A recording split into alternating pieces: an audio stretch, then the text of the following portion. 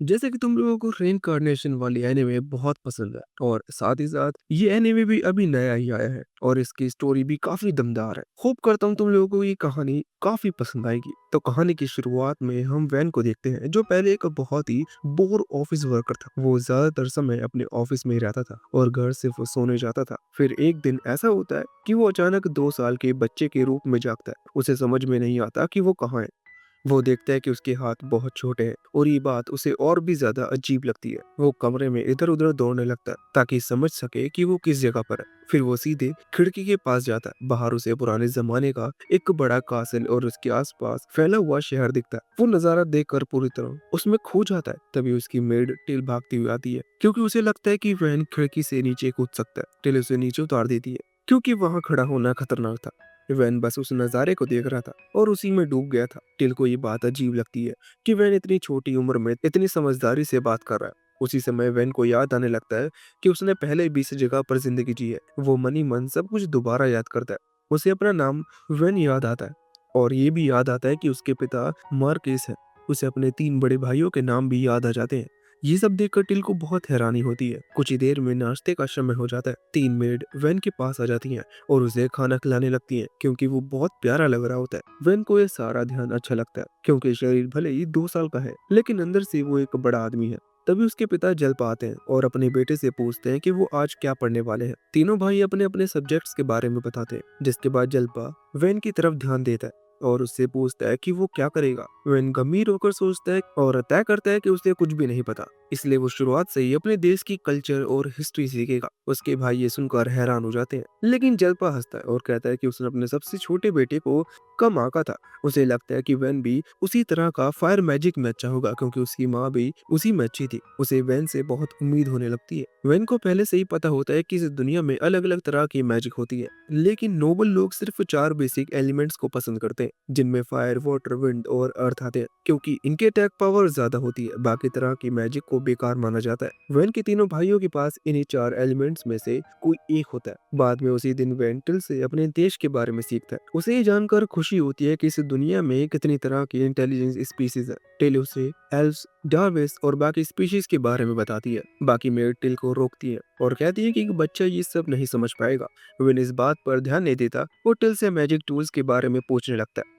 Till उसे बताती है कि मैजिक क्रिस्टल्स और मैजिक रॉक्स होते हैं जिनमें मैजिक स्टोर की जा सकती है और उनसे मैजिक टूल बनाए जाते हैं। वैन अभी बस बेसिक बातें ही सीख रहा होता है। तभी पुराना बटलर एस्पराडा आता है और उसके सामने बहुत सारी किताबें रख देता है। वो देखना चाहता था कि वैन को पहले से कितना ज्ञान है ताकि पढ़ाई सही तरीके से शुरू की जा सके। वैन उसके सख्त चेहरे और बड़ी मूछें देखकर थोड़ा डर जाता है। वो बताता है कि वो ठीक से पढ़ नहीं सकता लेकिन उसे थोड़ा बहुत मैथ आता है। बटलर सबसे आसान सवाल से शुरू करता है और वैन से 3 और 5 जोड़ने को कहता है। वैन बिना उंगलियों पर गिने सही जवाब दे देता है। बटलर इससे बहुत खुश होता है और तय करता है कि वो वैन को खुद पढ़ाएगा। वैन को भी तभी समझ आ जाता है कि अब मुश्किल समय आने वाला है। सच में ऐसा ही होता है क्योंकि एस्पराडा उसे सुबह से रात तक पढ़ाता रहता है लेकिन इसी वजह से वैन कुछ ही हफ्तों में पढ़ना और लिखना सीख जाता है। इसके बाद वो और मेहनत से पढ़ाई करता है। जब वैन 4 साल का होता है तो उसकी सौ ट्रेनिंग शुरू हो जाती है। उसकी पहली ट्रेनिंग पार्टनर टेल होती है। टेल इतनी तेजी से बचती है कि वैन की लकड़ी की तलवार एक ही बार में उसे छू नहीं पाती। वैन थक कर घुटनों पर बैठ जाता है क्योंकि वो उसे एक ही बार में नहीं मार पाता। टिल उसे छेड़ती है कि उसने उसे हरा दिया। वैन गुस्से में उसके पीछे भागता है। तभी बाकी मेड टिल को पकड़ लेती है क्योंकि उन्हें लगता है कि वो एक नोबल का मजाक उड़ा रही है। वो वैन से कहती है कि टिल को सजा दी जाए। वैन कहता है कि सब ठीक है लेकिन मेड जिद करने लगती है। फिर आखिर में वैन बस टिल के माथे पर हल्की सी चोट मारता है और कहता है कि अब इंसाफ हो गया। अगले 1 साल तक वैन सिर्फ 100 ट्रेनिंग पर ध्यान देता है। 5 साल की उम्र तक वो सीनियर स्टूडेंट को भी हरा देता है क्योंकि वो सब बच्चे होते हैं और उनके अटैक पैटर्न बहुत सिंपल होते हैं। वैन का दिमाग एक बड़े आदमी जैसा होता है, इसी वजह से वो उनसे आगे निकल जाता है। बाकी स्टूडेंट्स ये देखकर बहुत इम्प्रेस्ड हो जाते हैं कि वैन लड़ाई में भी जीनियस है। उन्हें देखकर और भी हैरानी होती है कि वैन उनसे अच्छे से पेश आता है जबकि वो बस उससे नीचे सोशल लेवल से आते हैं। इसके बाद वैन थोड़ा आराम करता है। तभी नेट्स का डेप्टी कमांडर डी वहां आता है और वैन के हाथ देखने लगता है। उसे लगता है कि वैन के हाथ बहुत स्मूथ है और उनमें मेहनत की निशान नहीं है। उसे समझ में आता है कि बिना ज्यादा प्रैक्टिस के वैन इतना अच्छा कैसे बन गया। वैन बताता है कि वो पढ़ाई में इतना बिजी रहता है कि रोज ट्रेनिंग नहीं कर पाता। तब डी कैजुअली ये बात बता देता है कि मार्कस ने एस्पराडा को ऑर्डर दिया था कि वैन की पढ़ाई 3 गुना ज्यादा हार्ड रखी जाए। ये सुनकर वैन को बहुत झटका लगता है। अब उसे समझ में आ जाता है कि उसकी पढ़ाई कितनी लंबी और थकाने वाली क्यों थी। डी पूछता है कि क्या वैन स्वॉर्ड फाइटिंग सीखने में इंटरेस्ट दिखाता है। वो कहता है कि अगर वैन चाहे तो मार्किस से कहेगा कि उसकी पढ़ाई थोड़ी कम कर दी जाए ताकि वो अपने देश का सबसे बड़ा स्वॉर्ड्समैन बन सके। वैन सोचता है और तय करता है कि वो पढ़ाई और स्वॉर्ड स्किल दोनों पर ध्यान देना चाहता है। डी ये सुनकर फैसला करता है कि वो खुद वैन को ट्रेन करेगा ताकि बेस्ट रिजल्ट मिले। डी वैन को भरोसा देता है कि वो उस पर ज्यादा जोर न डाले क्योंकि वो अभी बच्चा है, लेकिन ये बात बिल्कुल गलत साबित होती है। डी की ट्रेनिंग बहुत ज्यादा हार्ड होती है, फिर भी वैन को अपनी नई जिंदगी पसंद आने लगती है। एक और साल बीत जाता है। अब 6 साल का वैन पूरे इलाके में जीनियस के नाम से जाना जाता है, लेकिन किताबों और तलवारों के बीच उसकी जिंदगी बहुत थका देने वाली हो जाती है। एक दिन वो टिल से कहता है कि वो बाहर जाना चाहता है। टिल उसे 2 नाइट के साथ मार्केट ले जाती है। वैन अलग अलग तरह की दुकानों को देखकर बहुत खुश होता है। वो अपने पीछे एक बड़ी बिल्डिंग को देख और टिल उसे बताती है कि ये मैरी चैम्बर ऑफ कॉमर्स है। ये एक बहुत ही बड़ी कंपनी है जिसकी ब्रांचेस पूरे देश में है। वैन समझ जाता है कि इस दुनिया का वॉलमार्ट जैसा है। तभी वैन देखता है कि एक आदमी एक गंदे और बुरी हालत वाले लड़के को घसीट रहा है। वो आदमी वैन को दूर देखने को कहता है। वैन के नाइट्स उस आदमी से नाराज हो जाते हैं। वैन उन्हें रोक देता है और उस आदमी से पूछता है कि वो उस लड़के को क्यों घसीट रहा है। आदमी घमंड से बताता है कि वो अपने बेटे को स्लेवरी में बेचने जा रहा है। ये बात वैन को बहुत शॉक कर देती है। टिल उसे बताती है कि इस दुनिया में गरीब लोग पैसे के लिए अपने बच्चों को स्लेवरी में बेच देते हैं। वैन को ये बात बहुत बुरा लगता है। तभी वहां एक सांवली औरत आती है। वो मर्किस के सबसे छोटे बेटे को देखकर बहुत एक्साइटेड हो जाती है।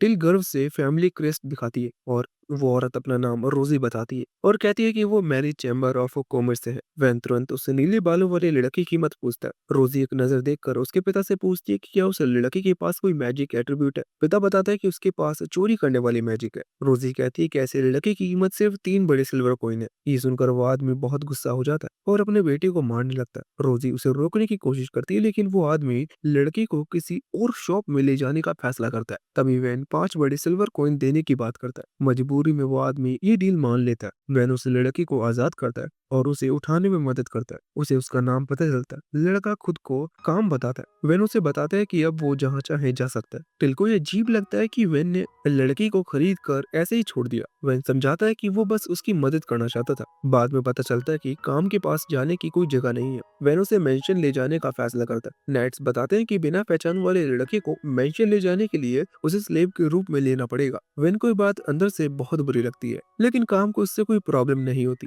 इसलिए वैन मजबूरी में मान जाता है। रोजी बीच में रोकती है और कहती है कि पहले स्लेव कॉन्ट्रैक्ट पूरा करना होगा। वो दोनों लड़कों से हाथ पकड़ने को कहती है। वो एक स्पेल यूज करती है जिससे काम के हाथ के पीछे एक निशान बन जाता है। ये निशान दिखाता है कि काम अब वैन की सेवा करेगा। इसके बाद वैन काम को मेंशन ले जाता है। कुछ समय में काम एक अच्छा और लॉयल सर्वेंट बन जाता है। एक दिन काम वैन को बताता है कि डी उसे ढूंढ रहा है। वैन उसे एक कुकी देता था कि वो झूठ बोल दे कि वो यहाँ नहीं है।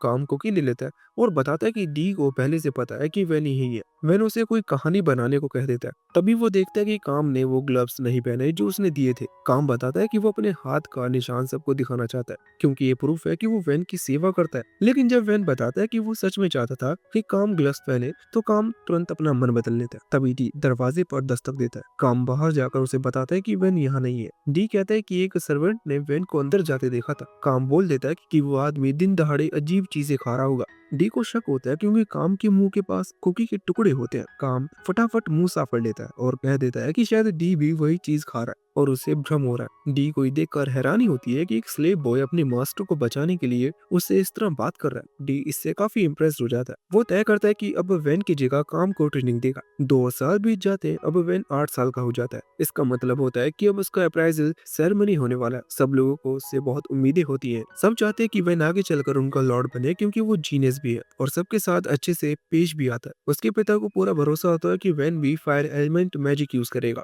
लेकिन अप्राइजल के समय सब कुछ बदल जाता है। पता चलता है कि वैन के पास प्रोडक्शन मैजिक का टैलेंट है। ये सुनते ही उसके पिता के चेहरे पर नाराजगी और डिसअपॉइंटमेंट आ जाती है। वो कहता है कि प्रोडक्शन मैजिक नॉवेल्स में सबसे बेकार मानी जाती है। इससे लोग तलवार और दूसरी चीजें बना सकते हैं, लेकिन ये काम बिना मैजिक के भी हो सकता है। किसी को भी ऐसे नोवेल की जरूरत नहीं होती जो बस एक फैंसी ब्लैकस्मिथ जैसा हो। उसके पिता कहता है कि वो और उसके वाइफ दोनों स्ट्रॉन्ग फायर मेज थे और ये मानने को तैयार नहीं होता कि उनका बेटा सबसे कमजोर मैजिक वाला निकलेगा। वो अपनी तलवार निकाल लेता है और सोचता है कि उससे बड़ी गलती पहले ही हो गई थी और अब वो उसे ठीक करेगा। वह डर के मारे जम जाता है, उसे समझ में नहीं आता कि क्या करे। तभी उसका सबसे बड़ा भाई मेरकिया आगे आ जाता है और वैन के सामने खड़ा हो जाता है। वो सुझाव देता है कि उनके इलाके में एक दूर का गांव है जो अभी डेवलप नहीं हुए और वैन को वहां भेज दिया जाए। उसका पिता उससे पूरी बात समझाने को कहता है। मेरकिया बताता है कि उसे बिना नाव वाले गांव में सिर्फ 100 लोग रहते हैं और वहाँ कुछ भी खास नहीं है। उत्तर की तरफ पहाड़ों में खतरनाक मॉन्स्टर्स रहते हैं। बगल में दूसरे नोबल का इलाका है। उसके आगे रावल किंगडम येलिनीता है। वहाँ सिर्फ कभी कभी मिलिट्री ट्रेनिंग होती है। उसका पिता इस प्लान से सहमत हो जाता है कि वो इलाका हाल ही में मिला है और वहाँ के लोग अभी उनके परिवार के लॉयल भी नहीं है। ऐसे में किसी फैमिली मेंबर को वहाँ भेजना सही फैसला होगा। वो मेरिका की तारीफ करता है कि उसने फैमिली की बदनामी का इस्तेमाल ढूंढ लिया। फिर वो वैन को जल्दी से जल्दी गाँव जाने का आदेश देता है। सब लोग वहाँ चले जाते हैं। मेरिकिया वैन से माफी मांगता है कि उसे इतनी मुश्किल जगह भेजने का सुझाव देना पड़ा। वो बताता है कि वो बस वैन की जान बचाना चाहता है। वैन उसे अपनी जान बचाने के लिए धन्यवाद देता है। मेरिकिया वादा करता है कि वो गांव में वैन की जिंदगी आसान बनाने में पूरी मदद करेगा। थोड़ी देर में वैन अपना सामान पैक करने लगता है। टिल मार्किस बहुत गुस्सा होती है कि वो वैन को इतनी दूर भेज रहा है, लेकिन वैन बताता है कि वो खुद इसके लिए एक्साइटेड है क्योंकि वहाँ उसे काफी फ्री टाइम मिलेगा। जब सामान गाड़ियों में रखा जाता है, वैन सोचता है कि उसके पिता ने उसे कोई नाइट साथ ले जाने की इजाजत नहीं दी। मेरिका को मजबूरी में एडवेंचर्स को हायर करना पड़ा ताकि उसकी प्रोडक्शन हो सके। शुरू में उसे सिर्फ काम को साथ ले जाने की इजाजत थी, लेकिन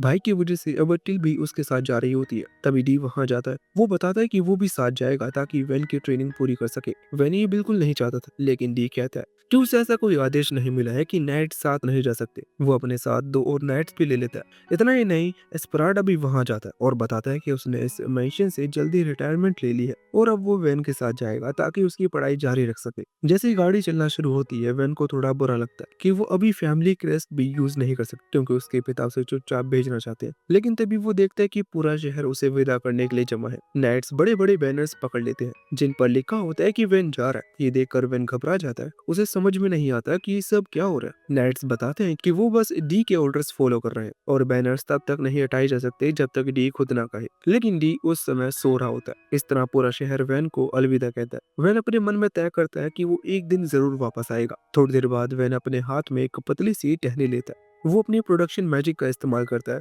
और उस टहनी को तलवार में बदल देता है। लकड़ी का मेटल में बदलना आम बात नहीं होती और इसके लिए बहुत बड़ी ताकत चाहिए होती है। काम और टिल ये देखकर बहुत हैरान हो जाते हैं। वैन बस इतना सोचता है कि वो देखना चाहता है कि जिस मैजिक को बेकार कहा जाता है उसका कोई सही यूज हो सकता है या नहीं। तभी टिल बताती है कि वो लोग अब गांव के पास पहुंच चुके हैं। वैन गांव देखने के लिए काफी एक्साइटेड हो जाता है। वो काम से कहता है कि अगर उसे गांव की जिंदगी पसंद ना है तो वो वापस मैशन जा सकता है। वैन ये भी सोच चुका होता है कि स्लेव कॉन्ट्रैक्ट खत्म हो सकता है और काम को मेरिका के पास भेज सकता है जो उसके साथ अच्छा व्यवहार करेगा। लेकिन काम तुरंत मना कर देता है। वो साफ बता देता है कि वो पहले ही वैन की सेवा करने का फैसला कर चुका है और आखिर तक उसी के साथ रहेगा। ये सुनकर वैन थोड़ा चौंक जाता है क्योंकि उसे ये सब बिल्कुल किसी प्रपोजल जैसा लगता है जो उसे अपनी पिछली जिंदगी में कभी नहीं मिला था। अचानक कैरिज जोर से हिलती है और रुक जाती है। वैन खिड़की खोलकर बाहर देखता है। एक नाइट बताता है कि आगे परेशानी है क्योंकि गांव पर बैंडिट्स ने हमला कर दिया है। वैन तुरंत सबको इकट्ठा करता है। डी बताता है कि बैंडिट्स लड़ाई के आदी हैं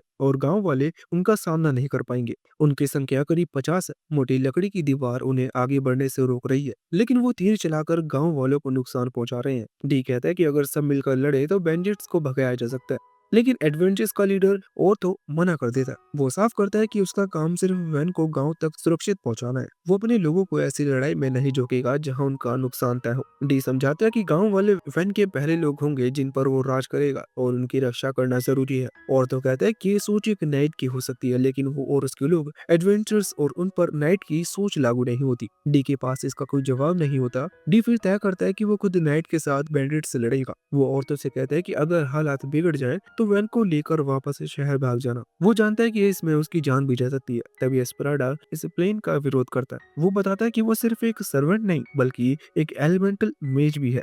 सब लोग इस बात पर भरोसा नहीं कर पाते। एस्पराडा कहता है कि वो एक दीवार बनाएगा, उसके पीछे से एडवेंचर्स दूर से हमला करेंगे। उसी समय डियो नाइट्स साइड से हमला करेंगे। एस्पराडा को भरोसा होता है कि चारों तरफ से हमला होने पर बैंडिट्स भाग जाएंगे। वैन उससे पूछता है कि क्या वो खुद वहीं रुक कर लड़ेगा। एस्पराडा बताता है कि उसे लगातार हमला करना होगा ताकि बैंडिट्स का ध्यान उसी पर रहे। वेन को ये बहुत खतरनाक लगता है। उसे डर होता है कि एस्पराडा मर सकता है। एस्पराडा कहता है कि वो ऐसा नहीं मरना चाहता पूरी ताकत के साथ। वेन कहता है कि एस्पराडा इतने सालों से उसके परिवार की सेवा करता है और वो ऐसी जगह नहीं मर सकता। वो नाइट्स को भी मरते हुए नहीं देखना चाहता। वेन समझाता है कि अगर एस्पराडा और डी दोनों मर गए तो वो गाँव को कभी डेवलप नहीं कर पाएगा और उसका पिता उसे मार देगा। इसलिए वैन एक अलग प्लान सोचता है। वो सबको बताता है कि वो खुद डीको बनेगा। ये सुनकर सब चौंक जाते हैं। टिल तुरंत मना कर देती है। वो खुद डीको बनने को तैयार हो जाती है। काम भी उसकी जगह लेने को तैयार हो जाता है। वन बताता है कि वो अपने किसी को भी मरते हुए नहीं देख सकता, इसलिए वो खुद डीको बनेगा। उसका प्लान होता है कि वो कैरेज लेकर सीधा बैंडिट की तरफ जाएगा ताकि बाकी लोग इस साइड से हमला कर सके। डी को ये प्लान बहुत रिस्की लगता है, लेकिन वैन उसे याद दिलाता है कि उसने उसी में ट्रेनिंग ली है और वो इतनी आसानी से हार नहीं मानेगा। वैन ये भी सोचता है कि अगर उसकी मौत हो जाए तो अपने लोगों के लिए मरना एक नोबल के लिए सबसे बड़ी बात होगी। वैन अपनी तलवार निकालता है और डी से कहता है कि अगर वो मर जाए तो उसकी लाश वहीं छोड़ दी जाए ताकि उसके परिवार का नाम खराब ना हो। ये सब सुनकर औरतों का मन बदल जाता है। उसे याद आता है कि वो पहले एक नोबल के बेटे की रखवाली नहीं करना चाहता था, क्योंकि उसे लगता था कि सब नोबल घमंडी होते हैं। लेकिन जब वैन ने उससे अच्छे से बात की थी, उसकी तारीफ की थी, तब उसका नजरिया थोड़ा बदल गया। अब जब वो देखता है कि वैन अपने लोगों के लिए जान दांव पर लगाने को तैयार है, तो वो पीछे हटना नहीं चाहता और तो तय करता है कि वो इसी लड़ाई में शामिल होगा। वैन उसे याद दिलाता है कि उसकी जॉब का हिस्सा नहीं है, लेकिन और तो सोचता है कि अगर वो एक बच्चे को अपनी आंखों के सामने मरने दे तो वो खुद कभी कूल और बैडेस नहीं बन पाएगा। उसके दोस्त उसकी बात से सहमत हो जाते हैं। फिर डी आगे आता है कि जब तक वो जिंदा है वो अपने लॉर्ड की जान जोखिम में नहीं डालेगा। एस्पराडा भी मान जाता है और कहता है कि अगर वैन को लगता है कि खुद को खतरे में डालना सही तरीका है तो उसे फिर से शुरुआत से पढ़ना पड़ेगा। इसके बाद वो तुरंत एक नया प्लान बनाता है। कुछ ही सेकंड्स में वो मिट्टी की एक दीवार खड़ी कर देता है और नाइट्स और एडवेंचर्स को कहता है कि बैंडिट्स को दोनों तरफ से घेर लिया जाए। और तो अपने भारी शरीर वाले दोस्तों के साथ एक तरफ दौड़ता है। डी और उसके लोग दूसरी तरफ भागने लगते हैं। उसी समय बाकी एडवेंचर्स दीवार के पीछे से तीर चलाने लगते हैं। कुछ बैंडिट्स वहीं गिर जाते हैं और बाकी का ध्यान बढ़ जाता है। बैंडिट्स का लीडर चिल्लाकर कहता है कि पहले दीवार के पीछे वालों को मारो। तभी डी अचानक अंदर घुस आता है और एक साथ कई बैंडिट्स को उड़ा देता है। और तो बाकी एडवेंचर्स और नाइट भी पूरी ताकत से लड़ाई में कूद पड़ते हैं। हालात और बिगड़ जाते हैं जब डी के अंदर से एक डराने वाली फीलिंग निकलती है। इसे देखकर बैंडिट्स डर जाते हैं और भागने लगते हैं। बैंडिट्स का लीडर समझ जाता है कि इस तरह वो जीत नहीं सकते। वो दीवार की तरफ तोड़ते हैं ताकि पीछे वालों को मार सके और तो अपने लोगों को सावधान करता है। लेकिन धीर हो जाती है।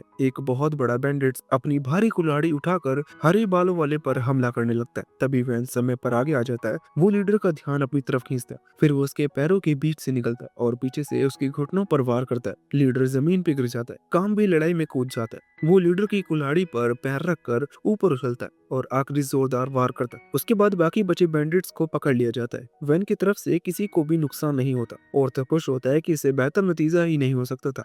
वो कहता है कि पेमेंट मिलते ही उनका काम खत्म हो जाएगा। लेकिन अब उसे वैन में इंटरेस्ट होने लगता है। उसे वैन में बहुत पोटेंशियल दिखता है। वो अपनी टीम से पूछता है कि क्या वो इस बिना नाम वाले गांव में रुक कर देखना चाहता है कि वैन क्या कर सकती। टीम के आधे लोग मना कर देते हैं क्योंकि गांव में ज्यादा पैसे नहीं है, लेकिन उसका कोर ग्रुप रुक जाता है क्योंकि वैन को लड़ते देखा था। उन्हें लगता है कि वैन कोई आम बच्चा नहीं है। वो मानते हैं आगे चलकर वैन बड़ा काम करेगा और तब उनकी लॉयल्टी काम आएगी। उधर टिल वैन को हिलाकर डांटती है कि उसने अपनी जान खतरे में क्यों डाली। वो कहती है कि अगली बार खतरे में वही जाएगी। तभी डी और बाकी लोग आते हैं और बताते हैं कि गांव वाले गेट पर जमा हो गए हैं। वैन हिम्मत और उम्मीद के साथ गांव में कदम रखता है, लेकिन जैसे ही वो गांव को देखते हैं उसकी उम्मीद थोड़ी कम हो जाती है। गांव कमजोर और उजड़ा हुआ लगता है। विलेज चीफ वैन का स्वागत करता है और उसकी जान बचाने के लिए धन्यवाद देता है। वैन सबसे पहले पूछता है कि क्या पहले भी गांव का हमला हुआ है। चीफ बताता है कि इस साल कई बार हो चुका है। वैन वजह पूछता है। चीफ समझाता है कि पहले गांव किसी और टेरिटरी में था और वहां नाइट्स नियमित आते थे। जब से इलाका फेडियो फैमिली से आया है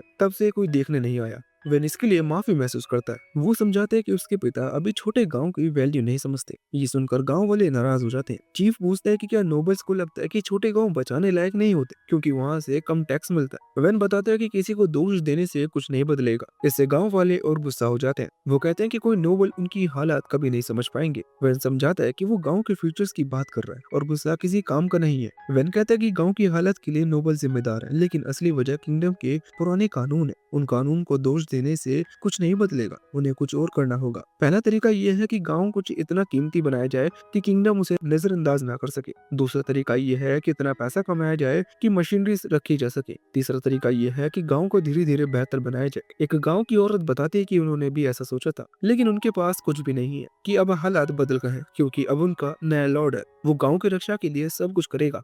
गाँव वाले उस पर भरोसा नहीं करते क्योंकि वो बच्चा है, लेकिन जब एस्पेराडा और डी आगे आते हैं और खुद को पुराने हेड बटलर और नाइट के वाइस कमांडर के रूप में बताते हैं, तो गांव वालों का भरोसा बढ़ जाता है। चीफ पूछता है कि क्या वैन के पास स्ट्रॉन्ग एलिमेंटल मैजिक है। वैन साफ बता देता है कि उसके पास सिर्फ एक प्रोडक्शन मैजिक है और उससे लड़ाई की ताकत की उम्मीद नहीं करनी चाहिए। गांव वाले ओपनली नाराज हो जाते हैं और वैन का ईगो थोड़ा ठेस पहुंचता है। तभी एक गांव वाला उससे पूछता है कि टैक्स के बारे में क्या किया जाए, क्योंकि अभी उन्हें अपनी आमदनी का 30% देना बहुत मुश्किल हो रहा है। वह तुरंत फैसला करते हैं कि जब तक गांव ठीक से स्थापित नहीं हो सकता, टैक्स सिर्फ 10% लिया जाएगा। ये सुनकर सभी गांव वाले उसे पसंद करने लगते हैं। फिर वेन कहता है कि गांव की सुरक्षा पर भी काम करना होगा। वो एस्पराडा से पूछता है कि जो अर्थ वॉल बनता है, क्या वो लंबे समय तक टिकेगा। बटलर बताता है कि ये केवल थोड़ी देर के लिए टिकती है, फिर माना खत्म होने के बाद ये सिर्फ मिट्टी का ढेर बन जाती है। वैन तय करता है कि बाद में मौजूद दीवार बनेगा, लेकिन फिलहाल एस्पराडा से मैजिक से दीवार बनाने को कहता है। बूढ़ा बटलर तुरंत गांव के चारों तरफ एक बड़ी दीवार बना देता है। सब उसे देखकर हैरान हो जाते हैं। इसके बाद वैन कहता है कि उन्हें पीटफॉल और ट्रैप्स बनानी होगी ताकि कोई भी बैंडिट्स धीरे धीरे आगे बढ़े। डी उसे ये काम सौंपने को तैयार हो जाता है। फिर वैन गांव वालों की ओर मुड़ता है और कहता है कि अगर सभी मिलकर गांव फिर से बनाएंगे तो इसे सफल बनाना अब कोई सपना नहीं होगा। फिर वैन जंगल में आ जाता है ताकि वो अपनी प्रोडक्शन मैजिक पूरी तरह से इस्तेमाल कर सके। वो एक छोटी लकड़ी की तलवार लेता है और अपनी मैजिक से उसे हर इंच को महसूस करता है। फिर वो लकड़ी को बहुत पतले धागों में बांट देता है और उन्हें मजबूत पैटर्न बनाकर एक सॉलिड प्राइड क्यूब बनाता है। टिल और काम पूछते हैं कि ये क्या है। वैन बताता है कि ये नैनो मटेरियल क्यूब है जो बहुत मजबूत है। वो कई क्यूब्स बनाता है। थोड़ी देर बाद औरत और उसके दोस्त वहां से गुजरते हैं। उन्हें ये क्यूब RGB क्यूब देखकर क्यूरियोसिटी होती है। औरत पूछता है कि क्या वो इसे काट कर देख सकता है। वो एक क्यूब को हवा में उछालता है और पूरी ताकत से काट, लेकिन क्यूब पास के पेड़ से टकराता है और एक भी खरोच नहीं आती। और तो डिसबिलीफ में है क्योंकि उसकी ताकत पत्थर को काट सकती है, लेकिन नैनो मटेरियल क्यूब अभी भी पूरी तरह सुरक्षित है। इसके बाद वैन अपनी मैजिक का इस्तेमाल करता है। वो सूरज डूबने तक हथियार और चीजें बनाता रहता है। टिल पूछती है कि क्या वो थक नहीं रहा, क्योंकि प्रोडक्शन मैजिक ज्यादा माना खाती है, लेकिन वैन बिल्कुल ठीक महसूस करता है। वो सोचता है कि उसके पास जितनी माना है और बिना सोचे समझे फिर से लकड़ी से कटाना बना देता है। काम की आंखें चमक उठती हैं जब वो नई तलवार देखता है। वैन उसे वो तलवार देता है। फिर टिल भी उसे देखकर विनती भरी नजरों से देखती है। वैन उसे एक एक्स देता है, लेकिन टिल खुश नहीं होती क्योंकि उसका स्कल वाला डिजाइन उसकी क्यूट वाइफ के साथ मेल नहीं खाता। रात को जब टिल और काम सो जाते हैं, वैन कैंप फायर के सामने बैठा रहता है और आराम नहीं कर पाता। ट्रैवल और लड़ाई के बाद वो थक गया होता है और गंदा भी लगता है क्योंकि कई दिनों से नहाया नहीं है। उसे लगता है कि उसके सर्वेंट भी थके हुए हैं और उसे गांव पर काम करने से पहले बेसिक सुविधाएं चाहिए। अगले दिन वैन एक खुली जगह में नैनो क्यूब से एक घर बनाने लगता है। गांव वाले इकट्ठा होकर देख रहे होते हैं कि वो क्या कर रहा है। खुद वैन भी सुनिश्चित नहीं होता कि वो इतना बड़ा घर बना पाएगा या नहीं, लेकिन वो डिटेल और स्टेप्स पर ध्यान देता है। सबसे पहले वो मजबूत पिलर्स खड़ा करता है जो सीलिंग का वेट सह सके। फिर उसके चारों तरफ दीवारें बनाता है और इसके बाद कमरा बनाता है, दरवाजे और खिड़कियां लगाता है और छत जोड़कर पूरा घर कंप्लीट करता है। कुछ समय में उसका घर तैयार हो जाता है। कोई विश्वास नहीं कर पाता कि वैन ने सेकंडों में पूरा मेंशन बना दिया, लेकिन वैन खुश होता है कि अब उसके पास आराम से रहने के लिए घर है। पूरा गांव और वैन के दोस्त मेंशन को देखकर हैरान रहते हैं। टिल कहते हैं कि वैन की प्रोडक्शन मैजिक एलिमेंट मैजिक की तुलना में किसी इलाके पर शासन करने के लिए ज्यादा इस्तेमालदायक नहीं है। वैन दिखाते हुए कहता है कि ऑफेंसिव मैजिक कभी भी बेहतर है क्योंकि उससे नोबल अपने लोगों की रक्षा कर सकता है। उसे लगता है कि लोग नोबल के तहत बेहतर महसूस करते हैं जो फायर बॉल्स चला सकते हैं, बजाय एक ग्लोरीफाइड कंस्ट्रक्शन वर्कर के। टेलर और काम डिसअपॉइंट होते हैं और कहते हैं कि वो उसके गांव में रहना पसंद करेंगे बजाय उसके पिता के। वैन सोचते हैं कि वो बाइस्ड है, लेकिन एस्पराडा मानता है कि वो सही कह रहे हैं। वो वैन को बताते हैं कि युद्ध के समय लोग स्ट्रॉन्ग अटैक पावर और नोबल के तहत रहना पसंद करते हैं, लेकिन शांत समय में उसकी एबिलिटी गांव के विकास के लिए सबसे बेहतर है। गांव वाले और डी औरतों भी वैन की तारीफ करते हैं और कहते हैं कि ये कैसे हो सकता है कि उसने इतनी जल्दी घर बना दिया, जैसे उसेन बोल्ट 100 मीटर दौड़ ले। वैन बताता है कि अगर लोग उसे लकड़ी लाए तो वो उनके लिए भी घर बना सकता है। डी और औरतों तुरंत एक्साइटेड हो जाते हैं और लकड़ी इकट्ठा करने लगते हैं ताकि उनका घर सबसे पहले बन सके। गांव वाले भी पीछे नहीं रहते। गांव का चीफ धीरे धीरे वैन से पूछता है कि अगर वो लकड़ी लाए तो क्या वो उनके लिए भी घर बना देगा। लोग बताते हैं कि उनके घर टूटे हुए हैं और रहने लायक नहीं है। वैन समझ जाता है कि सारे घरों को बनाना बहुत मेहनत वाला काम होगा, लेकिन वो अपने लोगों को निराश नहीं करना चाहता। वो कहता है कि अगर लकड़ी लाएंगे तो वो उनके लिए एक घर बना देगा। ये सुनकर सभी बहुत खुश हो जाते हैं। जल्दी वैन एक पूरे रेसिडेंटल ब्लॉक को एक साथ बना देता है। लोग उसकी स्किल देखकर काफी हैरान हो जाते हैं। वो कहते हैं कि माना की बड़ी मात्रा होना अलग बात है, लेकिन वैन सही तरीके से सेटलमेंट का लेआउट भी जानता है। वैन अपने आर्किटेक्चर और डिजाइन की जानकारी दिखाता है। वो बताता है कि उसने ग्रिड लेआउट इस्तेमाल किया है, जिसमें हर यूनिट में 4 घर है और चौड़ी सड़कें उन्हें जोड़ती हैं। अभी उसने सभी घर के सामान बनाए हैं ताकि झगड़ा ना हो। वो उन्हें रेनोवेट करेगा। गांव वाले बहुत आभारी होते हैं और अपनी थोड़ी क्रॉप्स वैन को गिफ्ट कर देते हैं। उसके बाद वैन अपने मेंशन के पास एक पब्लिक बाथ हाउस बनाता है ताकि वो रोज नहा सके। लेकिन गांव वाले भी उसे देखकर क्यूरियस हो जाते हैं। टिल और हरे वालों वाले मेज प्लूरल वैन को कहते हैं कि वो उनके साथ नहा ले। ये सुनकर वैन चौंक जाता है और याद दिलाता है कि वो अब ग्रो अप आदमी है। लड़कियों को पहले नहाने दिया जाता है। प्लूरल कहती है कि वैन किसी भी नोबल जैसा नहीं है, वो बहुत काइंड और वाइस है। टिल तुरंत अपनी तारीफ करने लगती है। जब लड़कों की बारी आती है तो वैन और काम अंदर आ जाते हैं। वैन देखता है कि काम डी के साथ रेगुलर ट्रेनिंग करके मसल्स बना रहा है। नहाने के बाद वैन अपने कमरे में जाकर बिस्तर पर गिर जाता है और सोचता है कि आखिरकार वो आराम कर सकता है। अगली सुबह वो उठता है और देखता है कि नाइट ने गांव के चारों तरफ ट्रेंच खोदी है ताकि राइडर्स से सुरक्षा हो। वैन कहता है कि इसे पानी से भरना चाहिए, पानी पीने, खेती और पब्लिक बात के लिए भी चाहिए। इसलिए वैन का अगला प्रायोरिटी स्टेबल वाटर सोर्स होना चाहिए। वो तुरंत पास के पानी के सोर्स को देखने जाता है। एस्पराडा वहां का छोटा कैनल बनाता है। डी और बाकी लोग कैनल को चौड़ा और लंबा करने लगते हैं। वैन पीछे चलकर मैजिक से कनाल की दीवारें और नीचे स्टेबलाइज करता है ताकि कोई लीकेज ना हो। उसे देखकर लगता है कि डी डिगिंग में बहुत मजे ले रहा है। एस्पराडा कहता है कि आदमी अपने अर्ली 40s में भी काफी एक्टिव है, काम और नाइट्स भी मेहनत कर रहे हैं। वैन सोचता है कि कनाल पूरे करने में कम से कम 1 हफ्ता लगेगा, लेकिन वैन डिटरमाइंड है कि गांव वाले के लिए पानी सोर्स करना जरूरी है। पानी मिलने के बाद मर्चेंट्स आएंगे और सभी की स्टैंडर्ड ऑफ लिविंग इंप्रूव होगी। वैन ने वर्कर्स की इथ्योरिज्म थोड़ा ओवर एस्टिमेट कर दिया है। दिन के अंत तक वो गांव का आधा रास्ता पूरा कर पाते हैं। वैन कहता है कि बस काम रोक दो। डी पूछता है कि क्या हुआ, वो तो और कर सकता है। वैन बताता है कि हर कोई डी जैसी एनर्जी नहीं रखता, काम और बाकी लोग जैसे डर के मारे कांप रहे हैं। डी समझता है और सबको ब्रेक लेने देता है। अगले दिन कनाल पूरा हो जाता है। सभी इन्वॉल्व लोग नदी पर इकट्ठा होते हैं ताकि ताकि उस कनाल को देख सके। वैन एस्पराडा से कहता है कि गेट खोल दे। एस्पराडा एक स्ट्रॉन्ग प्लग तोड़ता है और पानी टनल में बहने लगता है। लोग ताली बजाते हैं, पानी स्टेडी फ्लो में आता है और गांव वाले हैरान हो जाते हैं।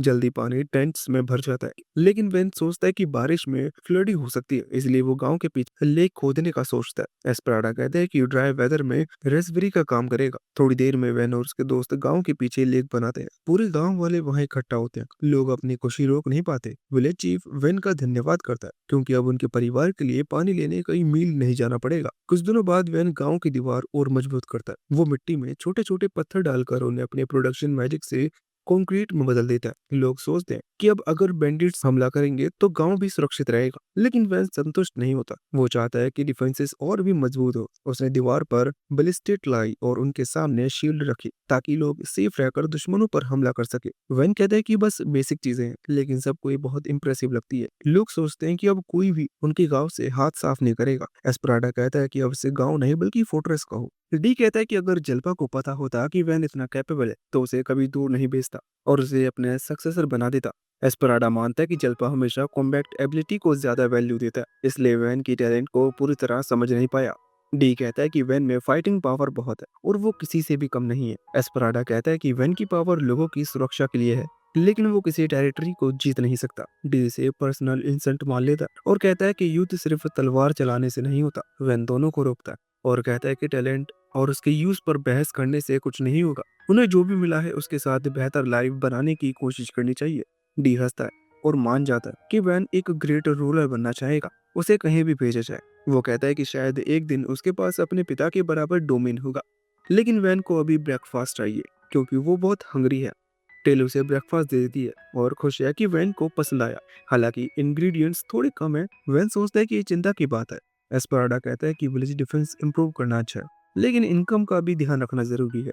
वेन कहता है कि फर्नीचर की चिंता वो कर लेगा और गांव वाले अपनी सब्जियां उगाते हैं तो खाने पीने का इंतजाम ठीक है। एस्पराडा कहता है कि सीजनिंग नहीं है और वेन के पसंदीदा बेक्ड डेजर्ट बनाने के लिए इंग्रेडिएंट्स भी नहीं है। वेन सुनकर शॉक्ड हो जाता है और टिल की तरफ देखता है। जैसे उसने उसे बिट्रे किया हो। वो सोचता है कि एक स्पेशल इंडस्ट्री लगानी होगी जो गांव के लिए पैसा लाए। वैन अपनी टीम से आइडिया मांगता है। काम कहता है कि वो नैनो क्यूब्स बेच सकते हैं क्योंकि वॉलंटरी मटेरियल है। वैन तुरंत मना कर देता है क्योंकि सिर्फ वही उनका यूज कर सकता है। टेल कहती है कि वो मॉन्स्टर हंट करके मटेरियल ले सकते हैं, लेकिन वैन भी इसे रिजेक्ट कर देता है क्योंकि सिर्फ एडवेंचर्स और नाइट ही ऐसा कर सकते हैं। एस्पराडा कहता है कि इस गांव में कुछ स्पेशल ढूंढना मुश्किल है, तो वैन सोचने लगता है। दिन में वो औरतों के ग्रुप में एक मोटे एडवेंचर से मिलता है। वो कहता है कि वैन के सर्वेंट्स उसे बहुत पसंद करते हैं क्योंकि उसने उनके हथियार दिखाने को कहा था और सर्वेंट्स ने हथियार को खराब होने नहीं दिया। वैन डिसअपॉइंट होता है और कहता है कि वेपन्स इस्तेमाल के लिए हैं, अगर उन्हें स्टोर करके रखा तो समय आने पर मदद नहीं करेंगे। वैन उन्हें एनकरेज करता है कि वो वेपन्स इस्तेमाल करें। मोटे एडवेंचर्स ने और लेदर का शील्ड निकाला। वो कहता है कि ये स्टडी है और हथियार की ताकत मेजर कर सकता है। काम धीरे धीरे अपने कटाना से शील्ड पर टैप करता है। मोटा एडवेंचर कहता है कि और ताकत लगाओ, यह अटैक नहीं माना जाएगा, लेकिन तुरंत शील्ड का एक हिस्सा गिर जाता है। वो विश्वास नहीं कर पाता कि नया शील्ड टूट गया। वैन कहता है कि स्वॉर्ड भी मेटल जैसा दिखता है लेकिन सिर्फ वुड का है। इससे मोटा एडवेंचर रोने लगता है। वैन तुरंत मैजिक से शील्ड ठीक कर देता है। तभी ऑर्थो आता है और वैन से कहता है कि क्या वो कुछ वैल्यूएबल और खरीदना चाहता है। वैन देखकर हैरान हो जाता है क्योंकि ऑर्थो के पास रेयर मिनरल से भरी कार्ट है। ऑर्थो बताता है कि पास की माउंटेन्स ऑर्स और मिनरल से भरी है, दूर जाने की जरूरत नहीं। उसके पास आयरन, कॉपर, सिल्वर और थोड़े गोल्ड भी है।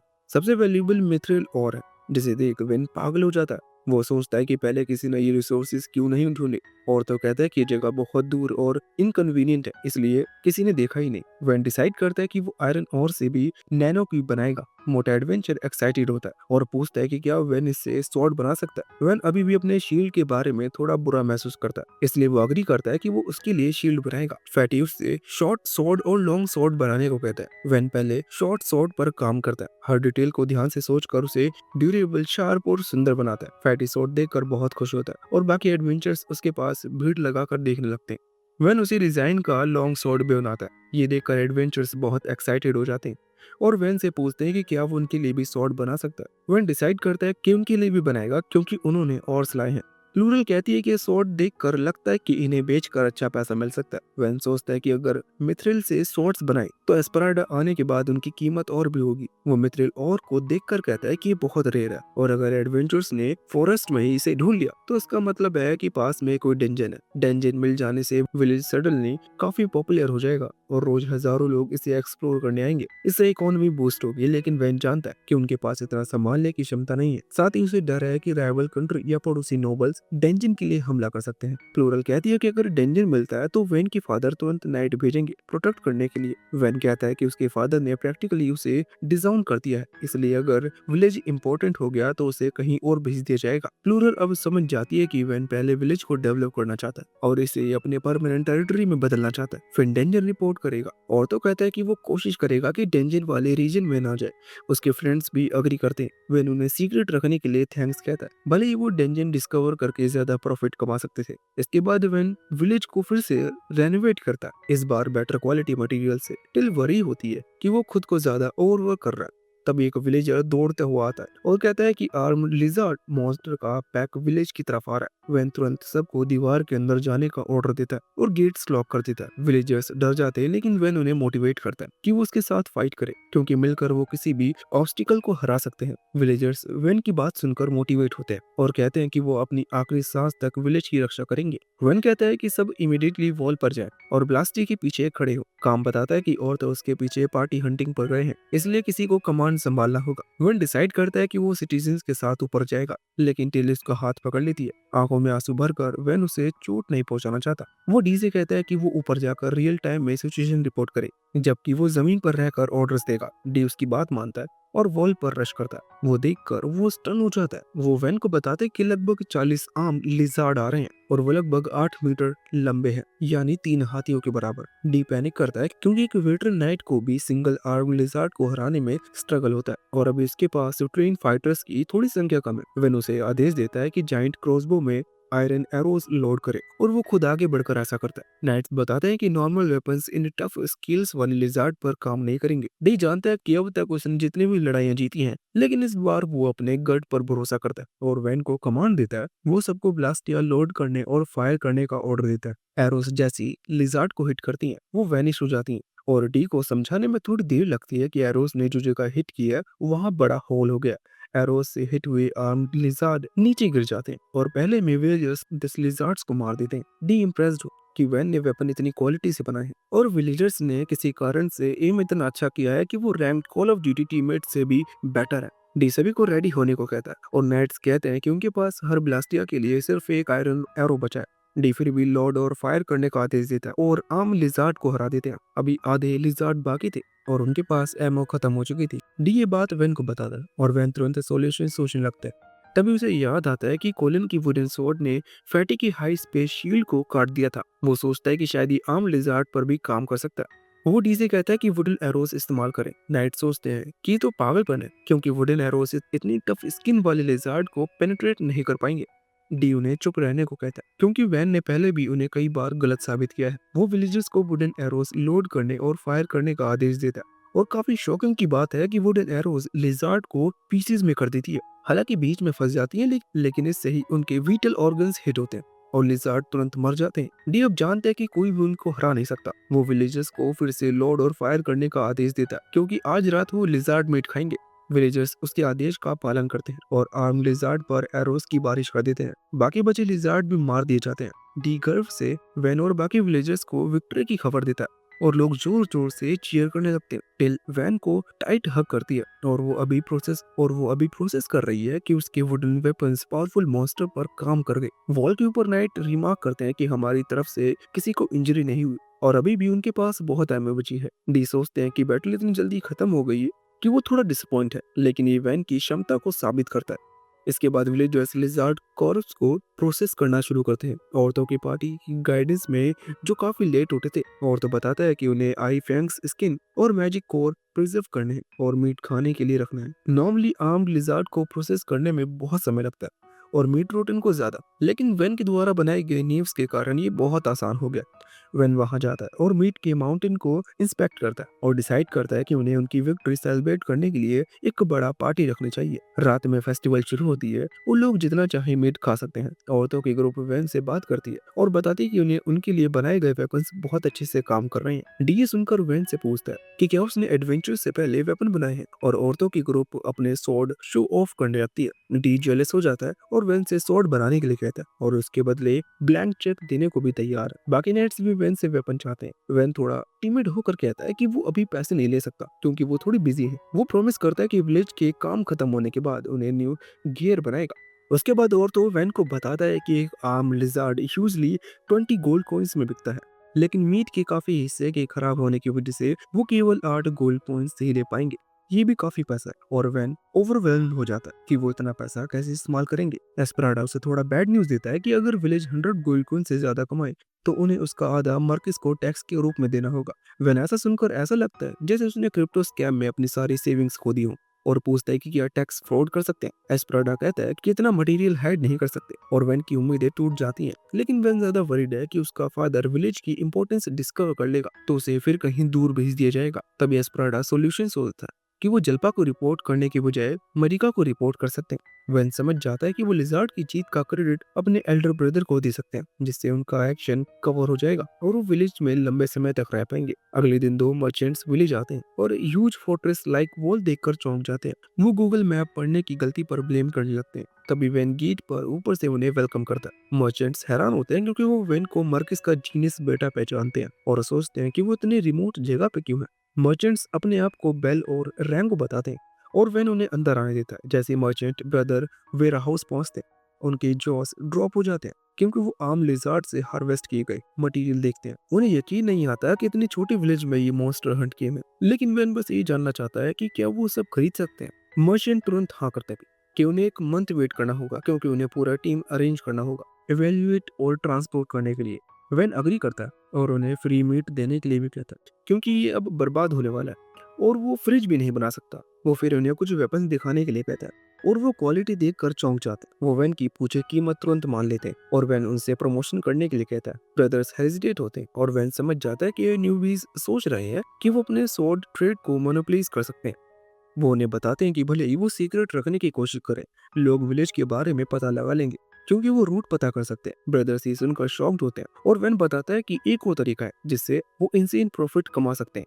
वैन बताता है कि अगर वो चाहते हैं तो अपने गांव में एक शॉप खोल सकते हैं। मर्चेंट ब्रदर्स तुरंत ऑफर एक्सेप्ट कर लेते हैं और वैन के सामने धन्यवाद के लिए झुकते हैं। वैन उन्हें कहता है कि वो तुरंत शॉप बनाए इससे पहले कि वो समझ पाए कि वो यहाँ क्या कर रहे हैं। वैन उनके लिए शॉप क्रिएट कर देता है और कहता है कि वो उनके साथ अच्छा बिजनेस करने की उम्मीद करता है। थोड़ी देर बाद वैन के पास दो अनएक्सपेक्टेड गेस्ट आते हैं। एक नोबल लड़की है लगभग 20 उम्र की और उसके साथ एक बैड एस नाइट मॉमी जो उसे प्रोटेक्ट कर रही है। नाइट मॉमी पहले से जजमेंटल और डिक्लेयर करती है कि वो देखेगी कि वैन वास्तव में जीनियस है या सिर्फ टाइम पास। इसी बीच वैन एस्प्राडा से होमवर्क ले रहा है। एस्प्राडा कहता है कि वैन को 10,000 लोगों के रहने के लिए एक सिटी प्लान करनी है क्योंकि इस विलेज की ग्रोथ रेट देखकर ये जल्दी सिटी बन जाएगी। वो वैन से पूछता है कि वो किस तरह का फोर्ट्रेस सिटी बनाना चाहता है और स्क्वायर शेप फोर्ट्रेस सबसे आम होते हैं। वैन एक्स्ट्रा है और कहता है कि वो स्टार शेप्ड फोर्ट्रेस बनाएगा ताकि अटैक को डिफेंस पॉइंट तक पहुंचाने में ज्यादा समय लगे। एस्पराडा को यह आइडिया पसंद आता और वो वैन की मदद करने लगता। रेडेड नाइट रूम में आती है और कहती है कि नेबरिंग काउंटी की एमएससी उन्हें देखने आया।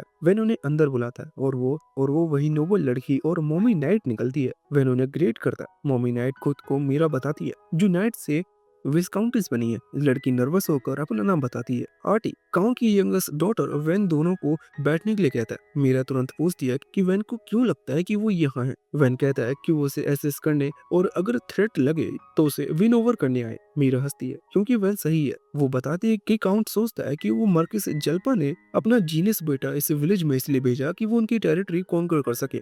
मीरा सोचती है कि वैन एलिमेंटल मैजिक ना होने की वजह से यहाँ भेज दिया गया। वैन सच बता देता है कि मीरा एलिमेंटल मैजिक के बारे में सही है लेकिन वो कोई वॉर लीड करने नहीं आया, उसे सिर्फ उसके पिता ने एग्जाइल कर दिया। मीरा विश्वास नहीं करती कि इतने समय में वैन ने विलेज इतना डेवलप कर दिया और सोचती है कि उसके साथ 50,000 सोल्जर्स हैं। वैन हंसता है और माफी मांग कर कहता है कि उसे बस काम और उसकी लगेज लेकर बाहर भेज दिया गया, किसी ने फेयरवेल भी नहीं किया। मीरा पूछती है कि क्या वो बटलर और डिप्टी नाइट कमांडर हेलुसिनेट कर रही हैं।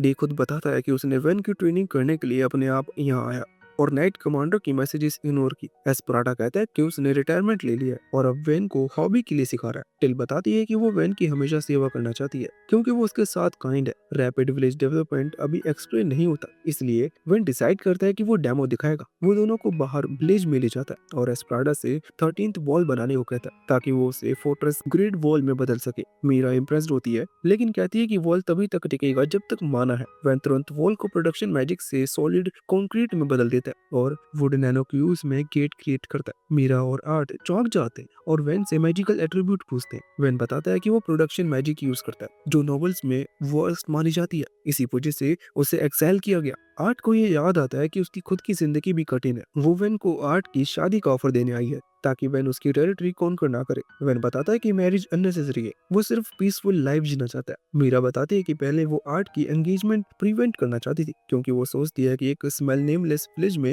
हैप्पीनेस नहीं मिलेगा, लेकिन वैन की पोटेंशियल और कैरेक्टर देखकर वो सपोर्ट करती है। मीरा उसकी इंटेलिजेंस, कैरिस्मा और हार्डशिप को चैलेंज में बदलने की विल पावर की प्राइस करती है। वो कहती है कि अगर लीगल होता तो वो खुद वैन से मैरिज करना चाहती। वैन एक्साइटेड होता है मॉमी वाइफ के आइडिया से, लेकिन अभी केवल आर्ट मिल सकती है। मीरा आर्ट से पूछती है कि क्या वो वैन से शादी करना चाहती है क्योंकि वो बेटर मैन नहीं पा सकती। आर्ट शाय हो जाती है और कहती है कि वैन अच्छा है लेकिन उसने मैरिज के बारे में नहीं सोचा कि डिसीजन लेने में समय ले क्योंकि ये सब इम्पोर्टेंट है। मीरा बताती है कि वो गांव में रात बिताएंगे ताकि सोच सके। वैन शॉक्ड है कि वो स्टे करेंगे लेकिन मीरा पूछती है कि क्या उसके पास मेंशन में स्पेयर रूम है। वैन डिसाइड करता है कि वो उनके लिए एक इन बना देगा। खाना खाने के बाद वैन डिसाइड करता है कि वो उस लड़की के बारे में और जाने जो शायद उसकी फ्यूचर वाइफ बन सकती है।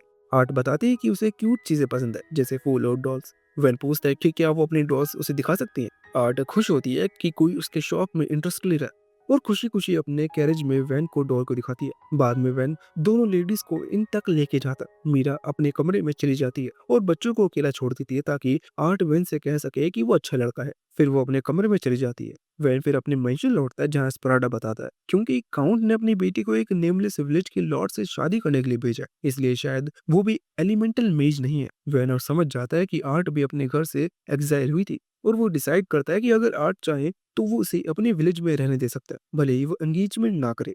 वेन को अच्छा लगता है जब उसकी तारीफ होती है, इसलिए वो अंदर ही अंदर खुश हो जाता है।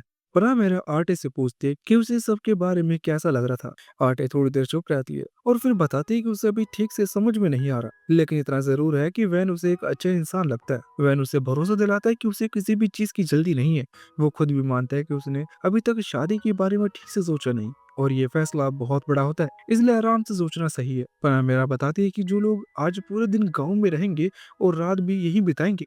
ये सुनकर वैन पहले थोड़ा चौंकता, लेकिन फिर खुशी से मान जाता और तुरंत उनके लिए सारा में रुकने की व्यवस्था करने लगता है। रात के खाने के समय वैन आटे से बात करने की कोशिश करता है, लेकिन वो उसे और अच्छे से जान सके वो उससे हल्की फुल्की बातें करता है। लेकिन आटे बहुत नर्वस रहती है और बस छोटे जवाब ही दे पाती है। उसका मन बहुत घबराया हुआ होता है, इसलिए वो ज्यादा खुल नहीं पाती। खाना खत्म होने के बाद आटे खुद वैन के पास आती है और उसे धन्यवाद देती है। वो बताती है कि जब उसे लगा था कि उसकी सगाई होने वाली है तब वो बहुत डर गई थी, लेकिन अब उसे काफी राहत महसूस हो रही है क्योंकि वेन बहुत काइंड और समझदार इंसान है। इसके जाने के बाद एस्पराडा वेन से कहता है कि अगर काउंट ने आटे को शादी के ऑफर के साथ भेजा है तो इसका मतलब है कि वो एलिमेंटल मेज नहीं है। ये बात वेन को सोचने पर मजबूर कर देती है। उसे समझ में आ जाता है कि आटे के लिए ये कहना आसान नहीं था कि उसे भी अपना घर छोड़ना पड़ा, जैसे कभी उसे खुद छोड़ना पड़ा था। वो तय करता है कि अभी सबसे जरूरी बात आटे की इच्छा है। अगर वो अपने घर वापस नहीं जा सकती तो वो इस गांव में आराम से रह सकती है, चाहे सगाई हो या ना हो।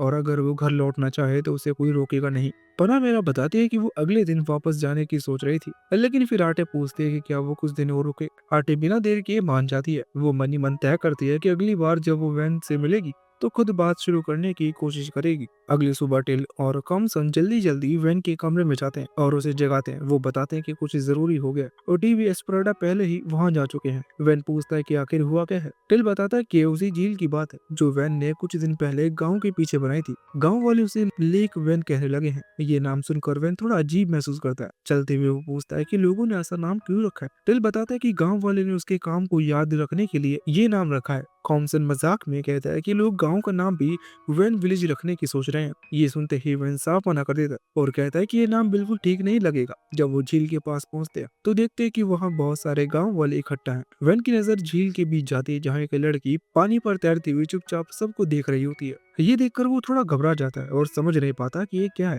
तब एस्पराडा बताता है कि वो एक एपकालू है जो आधी इंसान और आधी मछली जैसी स्पीसीज होती है। आमतौर पर ये लोग साफ नदियों और गहरे जंगलों में रहते हैं, लेकिन किसी वजह से कई अबकालू इसी झील में आ गए हैं। डी बताता है कि ये बहुत रेयर स्पीशीज है और बहुत कम लोग इन्हें देख पाते हैं, इसलिए गांव वाले हैरान हैं। वैन उसे लड़की से इशारों में बात करने की कोशिश करता है और समझाना चाहता है कि उसे क्या करना चाहिए, लेकिन वो कोई जवाब नहीं देती।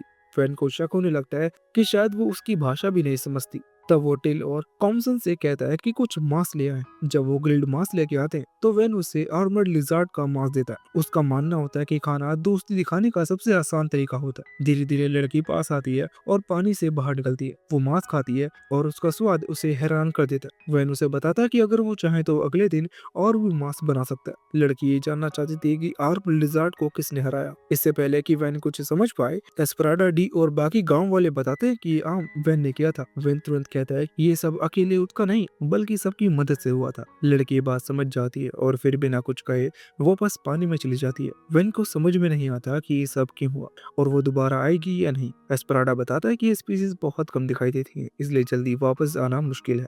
वैन ये सोचकर बात को वहीं छोड़ देता है।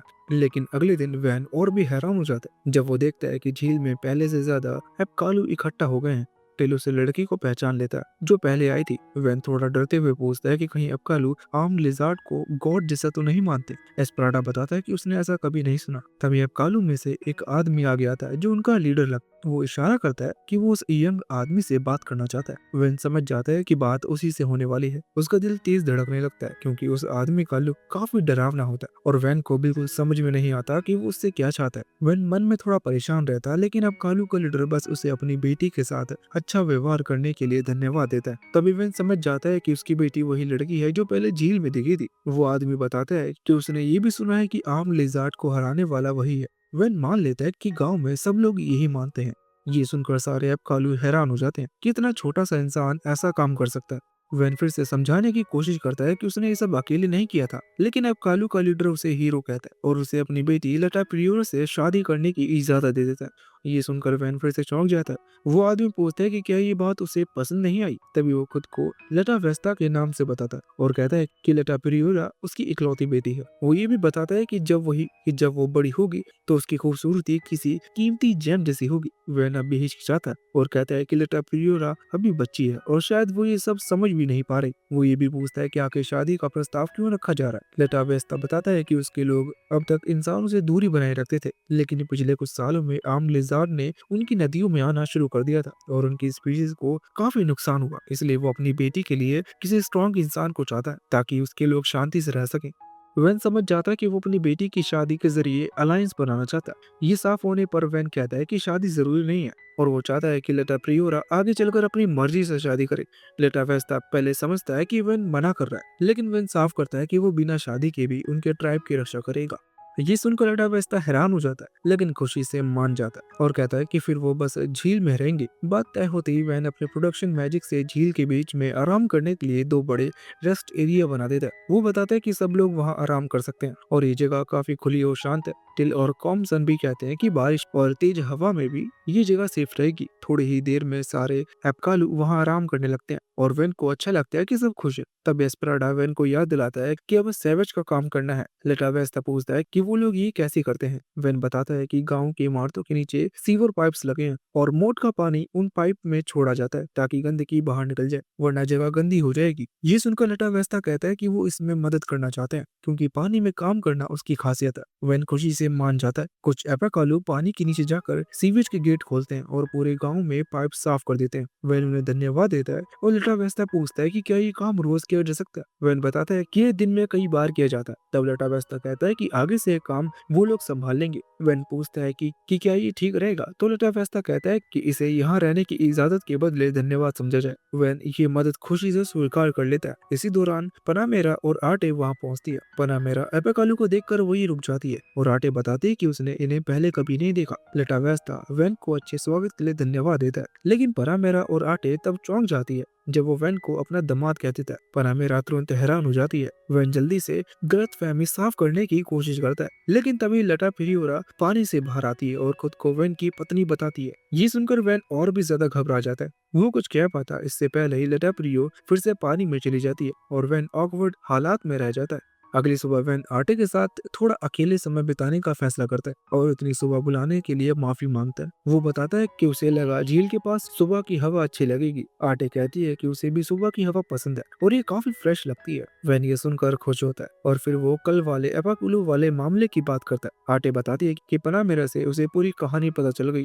और वो समझ गई कि दोनों ने बात को गलत समझ लिया था, इसलिए वो जल्दबाजी में सोचने के लिए माफी मांगती है। वेन को राहत महसूस होती है कि आटे के साथ गलतफहमी काफी आखिर साफ हो गई। आटे उसे बताती है कि उसने झील बनाई, गांव को इतना आगे बढ़ाया, इसलिए वो सच में कमाल का इंसान है। वेन तुरंत सारी तकलीफ टाल देता है और कहता है कि ये सब अकेले उसका नहीं बल्कि सब लोगों की मदद से हुआ है। आटे मुस्कुरा देती है। तभी लटा पिलोरा वहां आ जाती है और फिर से वेन को अपना पति कहती है। वो आटे को कुछ ज्यादा देर तक देखती रहती है। वेन थोड़ा घबरा जाता है और बताता है कि वो और आटे बस अकेले में बात कर रहे थे। इससे पहले कि वो कुछ और समझ पाए, कई किलो बच्चे नाव के पास आ जाते हैं। वो वैन को मीट मैन और लॉर्ड कहकर चिल्लाने लगते हैं।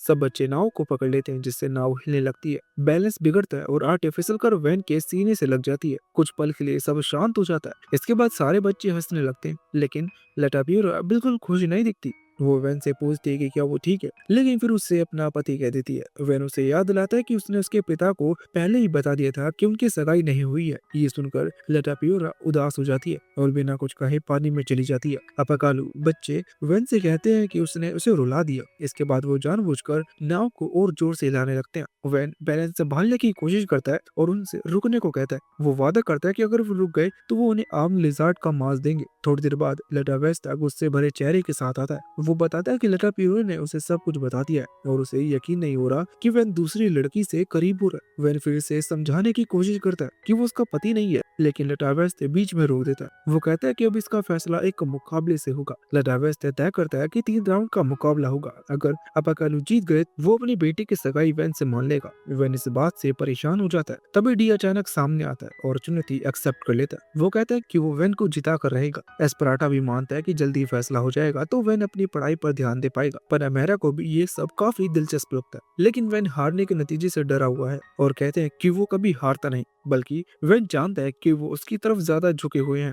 पहले मुकाबले का फैसला वैन करता है। वो एक खेल सोचता है और सबको वॉलीबॉल के नियम समझाता है। खेल शुरू होने से पहले वो सबके लिए स्विम सूट भी पहना देता है। पनामेरा और डी को ये काफी आरामदायक लगते हैं। टिल और कॉम्सन भी स्विम सूट पहनते हैं। टिल पनामेरा की तारीफ करती है और कॉम्सन हैरान होता है कि वो उनके साथ खेल रही है। पनामेरा साफ कर देती है कि वो चाहती है कि वैन की सगाई आटे से हो। पहला मुकाबला शुरू होता है। अपाकेलो की टीम में लटा वेस्ते और लटा प्रियोरा होते हैं, जबकि वैन की टीम में पनामेरे और टिल। लटा वेस्ते इतनी ताकत से गेंद मारता है कि टिल संभाल भी नहीं पाती और अपाकेलो को पहला पॉइंट मिल जाता है। वैन को अंदाजा नहीं था कि वो इतने अच्छे होंगे। थोड़ी ही देर में अपाकेलो कई पॉइंट बना लेते हैं। टिल थक जाती है, लेकिन पनामेरो उसे हिम्मत देती है और आगे बढ़ने को कहती है। कुछ कोशिशों के बाद पनामेरो और टिल एक पॉइंट बना देती है। सब कुछ खुश हो जाते हैं, लेकिन अपाकेलो रुकते नहीं। दोनों टीम बराबरी तक पहुंच जाती है। आखिरी पॉइंट में लटा वेस्ते और लटा प्रियोरा जीत जाते हैं। पनामेरा टिल को दिलासा देती है और कहती है कि शुरुआत से फिर मेहनत करनी होगी। वैन कुछ नहीं कहता। लटा वेस्ते अगला मुकाबला तय करता है, जो स्विमिंग रिले का होता है। ये दो लोगों की रेस होती है। वैन अब और ज्यादा परेशान हो जाता है, क्योंकि अगर वो ये भी हार गए तो उसी से शादी करनी पड़ेगी। अपाकेलो पानी में बहुत तेज होते हैं। डी वैन से कहता है कि वो इस पर भरोसा करे। थॉमसन भी आगे आता है और पूरी ताकत लगाने की बात करता है। वो हैरान होता है, लेकिन उन्हें अलाव दे देता है। पहले कॉम्सन पानी में उतरता है और लटा पिरोरा से रेस करता है। शुरू में वो बहुत तेज होती है और कॉम्सन पीछे रह जाता है। फिर वो पूरी ताकत लगाकर दूरी कम करता है और कुछ ही देर में वो उसके पास पहुंच जाता है। तब लटा पिरोरा पानी के नीचे चली जाती है और तेज हो जाती है। इसके बाद डी की बारी आती है और वो पानी में अलग तरह से तैरता है और बहुत ही तेजी से आगे बढ़ता है। वैन इसे देखकर हैरान रह जाता है। उसे बताया जाता है कि इस तरह तैरने पर डी अपनी मजबूत मांसपेशियों का पूरा इस्तेमाल कर पाता है। लटा वैसे देख पाता है कि डी असल में कितना तेज है और उसे समझ में नहीं आता कि वो ऐसा कैसे कर रहा है। किसी तरह डी स्विमिंग की रेस जीत जाता है और सारे गांव वाले खुश होकर चिल्लाने लगते हैं। तभी वैन की नजर पानी में तैरते डी के स्विम सूट पर जाती है। बिना सोचे समझे ही डी पानी से बाहर निकलकर जीत का जश्न मनाने के लिए वैन की तरफ दौड़ता है। इसलिए अरब और लो जल्दी से अपनी तलवार निकालकर उसे ढक लेते हैं। लटा वेस्ते अभी यकीन नहीं कर पा रहा था कि वो तैराकी में हार गए, लेकिन अभी एक आखिरी मुकाबला बाकी रहता है और उसका फैसला वैन को करना होता है। थोड़ा सोचने के बाद वैन अपने प्रोडक्शन मैजिक से एक आइस शिवर बनाता है और प्लूरियल से बर्फ बनाने को कहता है। बर्फ मिलने के बाद वो मशीन से शेव्ड आइस तैयार करता है और उसमें अलग अलग फ्लेवर की रेसिपी डाल देता है। ये चीज सबके लिए नहीं होती है, इसलिए तय होता है कि आखिरी मुकाबला शेव्ड आइस तेजी से खाने का होगा। इसमें दो दो लोगों की टीम बनाई होगी और इस बार वैन खुद भी हिस्सा लेगा, इसलिए उसे एक साथ ही चाहिए होता है। आटे घबराते हुए पूछती है कि क्या वो हिस्सा ले सकती है। ये सुनकर सबको हैरानी होती है, लेकिन कोई मना नहीं करता। कुछ ही देर में वैन और आटे मुकाबले की तैयारी करते हैं। वैन मन ही मन में सोचता है कि कहीं उसने शेव्ड आइस बहुत ज्यादा बड़ा तो नहीं बना दिया। पर आप मेरा बताते हैं कि अभी भी जगह बदली जा सकती है, लेकिन आटे कहती है कि वो ठीक रहेगी। हालांकि वो साफ नर्वस दिखती है। आखिरी मुकाबला शुरू होता है और सभी लोग जितनी तेजी से हो सके शेव्ड आइस खाने लगते हैं। कुछ ही पल में सबको ब्रेन फ्रीज हो जाता है। लटावेस्ता जिद में खाता रहता है, क्योंकि वो अपनी बेटी के लिए जीतना चाहता है। वैन पूरी तरह रुक जाता है और सोचता है कि शायद अब हारते हैं, लेकिन जब वो देखता है कि आटे ने हार नहीं मानी, तो वो भी फिर से कोशिश करता है और कुछ ही सेकंड्स में कोई चम्मच खा जाता है। आटे में पूरी ताकत लगा देती है और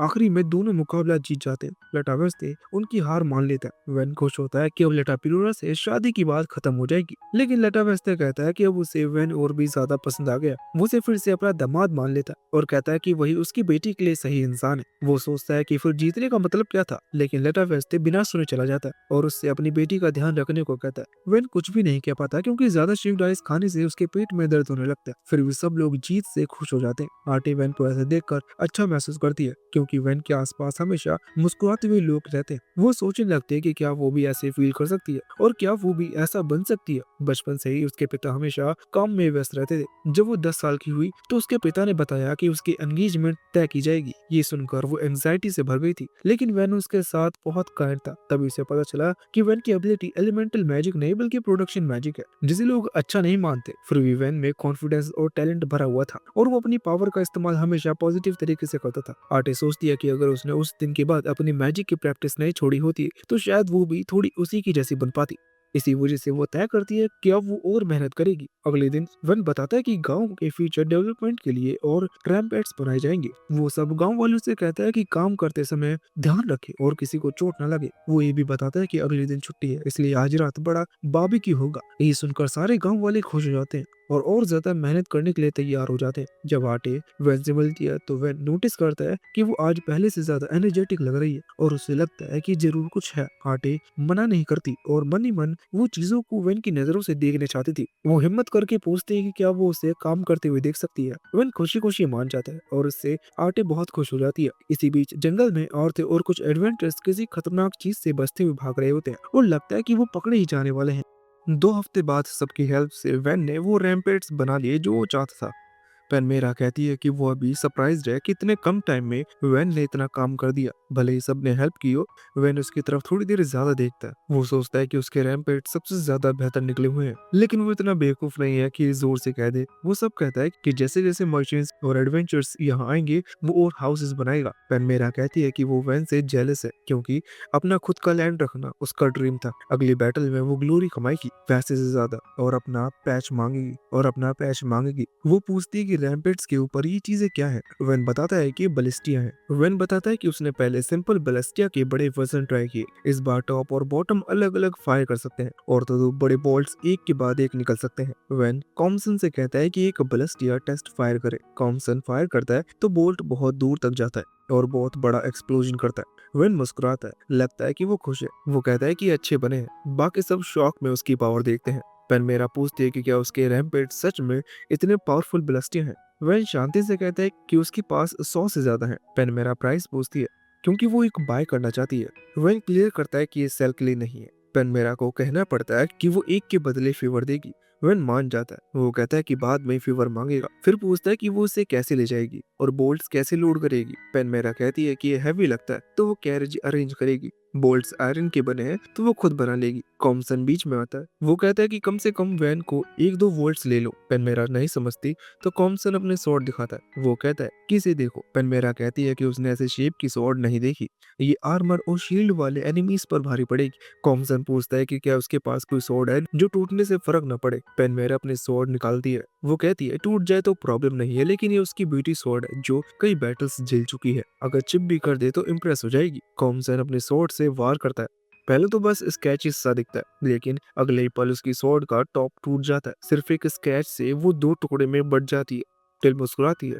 वो कहती है कि बहुत ही इंप्रेसिव था और स्वॉर्ड का एज कमाल का है। कॉम्पसन कहता है कि इसे वैन ने बनाया है। पेनमेरा पूछती है कि ये किस मटेरियल के हैं। वैन कहता है कि ऑर्डिनरी आयरन की बलिस्टिया के बोल्ट्स भी ऐसे ही बने हैं। ये 2-3 आम लिजार्ड को चीर सकते हैं। पेनमेरा शौक होती है, लेकिन खुद को संभाल कर पूछती है कि क्या कुछ वोल्ट्स भी दे सकता है। वेन खुशी से मान जाता है। वो कहता है कि उसके साथ बिजनेस करना अच्छा लगा। पेनमेरा कॉम्सन को थैंक यू बोलती है। तभी एडवेंचर फॉरेस्ट से भागते हुए आते हैं। वो विलेज की तरफ दौड़ते हुए और चिल्लाते हैं कि अपनी जान बचाओ। और तो सॉरी बोलता है कि वो उसे पीछे नहीं छोड़ सका। तभी फॉरेस्ट से एक बहुत बड़ा ड्रैगन निकलता है। वो कहता है कि वो उसे डिस्ट्रैक्ट करेगा और कहता है कि सबको विलेज ले जाओ। वन समझ जाता है कि एडवेंचर्स डेको बनने वाले हैं, लेकिन इससे औरतों का ग्रुप खतरे में पड़ेगा। यहाँ लड़ने से वेजर्स भी खतरे में होंगे। वन कंफ्यूज हो जाता है कि क्या करे। पेनमेरा उसके चेहरे पर कॉन्फ्लिक्ट देखती है। वो कहती है कि वो हेल्प करेगी क्योंकि ड्रैगन का यहाँ पहुंचना बस टाइम की बात है। वेन तुरंत ऑर्थो को बुलाता है और कहता है कि बलिस्टिया से ड्रैगन को नीचे गिरा दे। पेनमेरा सबको वार्निंग देती है कि फॉरेस्ट ड्रैगन है, ये मिडिल क्लास का डेंजरस ड्रैगन है, लेकिन इसका कोई ब्रीथ वेपन नहीं है। वो किसी आड़ी को विलेज वापस ले जाने को कहती है। बाकी सबको रैम्पेट्स पर चढ़ने का ऑर्डर देती है। हर कोई अपनी जगह पहुंच जाता है। वेन आड़ी से सॉरी बोलता है कि उसने इतना डेंजरस सीन दिखाना पड़ा। वो कहता है कि फॉरेस्ट ड्रैगन्स बहुत स्ट्रॉन्ग एनिमीज होते हैं, लेकिन इस बात पर उनके पास पावर ऑफ बलिस्टिया है। पर मेरा भी साथ है, शायद ड्रैगन को मार ना पाए लेकिन गिव अप नहीं करेंगे। आरडी मान जाती है। वन टिल से कहता है कि आरडी को सेफ ले जाए और वेज से डी और उसके मैन को बुला लाए। टिल तुरंत निकल पड़ती है। एडवेंचर्स तेज दौड़ के और नजदीक आते हैं। वो पैनिक में होते हैं और अपनी जान बचाने की कोशिश करते हैं और उम्मीद कर रहे होते हैं कि गेट्स बंद ना हो जाए। वन इंतजार करता रहता है। उसे पता है कि फ्लैंक दुश्मन बड़ी प्रॉब्लम है और अगर ड्रैगन विलेज तक पहुंच गए तो बहुत बड़ी मुसीबत होगी। और रैम्पेट्स पर खड़े सबको बलिस्टिया तैयार करने को कहता है। खास ध्यान रखने की औरतों का ग्रुप भी हिट ना हो। सब रेडी हो जाते हैं। तो वैन कहता है कि पहले ड्रैगन को जमीन पे लाओ, उसके विंग्स टारगेट करो। तब एक एडवेंचर लड़खड़ा कर गिर जाता है। वो बाकी से कहता है कि परवाह मत करो, बस भागो। और तो अपना रास्ता बदल देता है और ड्रैगन को डिस्ट्रैक्ट करने की कोशिश करता है, लेकिन कोई असर नहीं पड़ता। मजबूरी में जबरा अपनी स्वॉर्ड ड्रैगन पर फेंक देता है। ड्रैगन अब उनकी तरफ मुड़ जाता है। गिरा हुआ एडवेंचर बच जाता है, लेकिन अब बाकी तीनों खतरे में है और तो शांत रहता है। वो जबरा से कहता है कि रैम्पेट्स की तरफ भागो।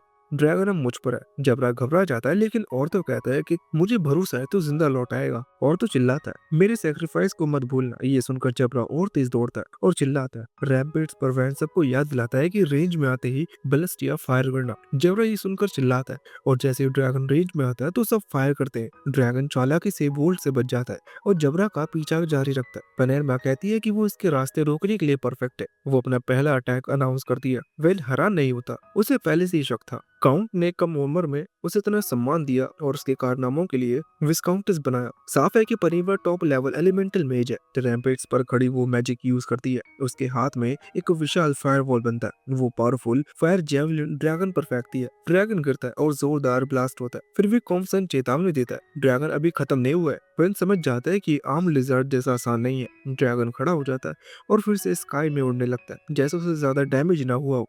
वेन मजबूत आवाज में कहता है, हर ब्लेस्टिया फायर करो। ड्रैगन ज्यादातर बोल्ट्स डोज कर लेते हैं लेकिन उसके विंग्स में कई लग जाते हैं। फॉरेस्ट ड्रैगन जमीन पर क्रैश करता है। वेन चिल्लाता है, अब सारे बोल्ट्स एक साथ फायर करो। ड्रैगन दूसरी वेव पकड़ लेता है और फिर से डोज कर जाता है। इस बीच एडवेंचरस गेट तक पहुंच जाते हैं और राहत की सांस लेते हैं। वेन सब खुश है कि सब सेफ है। वेन चाहता था कि यही रुकना खतरा बढ़ाएगा। वो विलेज में पीछे हटना चाहता लेकिन अभी पॉसिबल नहीं है। पेनेरमा कहती है कि वो टाइम दिलाएगी। वो दूसरा फायर जेवलिन फेंकती है। ड्रैगन फिर बचने की कोशिश करता है लेकिन पनेरमा अटैक को रिडायरेक्ट करती है। इस बार ब्लास्ट और भी बड़ा होता है। वेन समझ जाते कि इसे फायर मैजिक का पीक है। अगर ड्रैगन ना होता तो ये पावर सब कुछ जला देती। पनेरमा रैम्पेट से नीचे उतरकर वेन से कहती है कि वो विलेज जाकर इंटरसेप्ट की तैयारी करेगी। जैसी वो जाती है वेन सबको विलेज भागने का ऑर्डर देता है। सब उसकी बात मानते हैं। पनेरमा की फायर ड्रैगन की विंग्स जला देते हैं। वेन पीछे मुड़कर देखता, फॉरेस्ट ड्रैगन रैम्पेट्स पर खड़ा है और वो ड्रैगन विंग्स खोने में गुस्से से तिलमिला रहा है। इतने हैवी अटैक के बाद भी वो जिंदा है।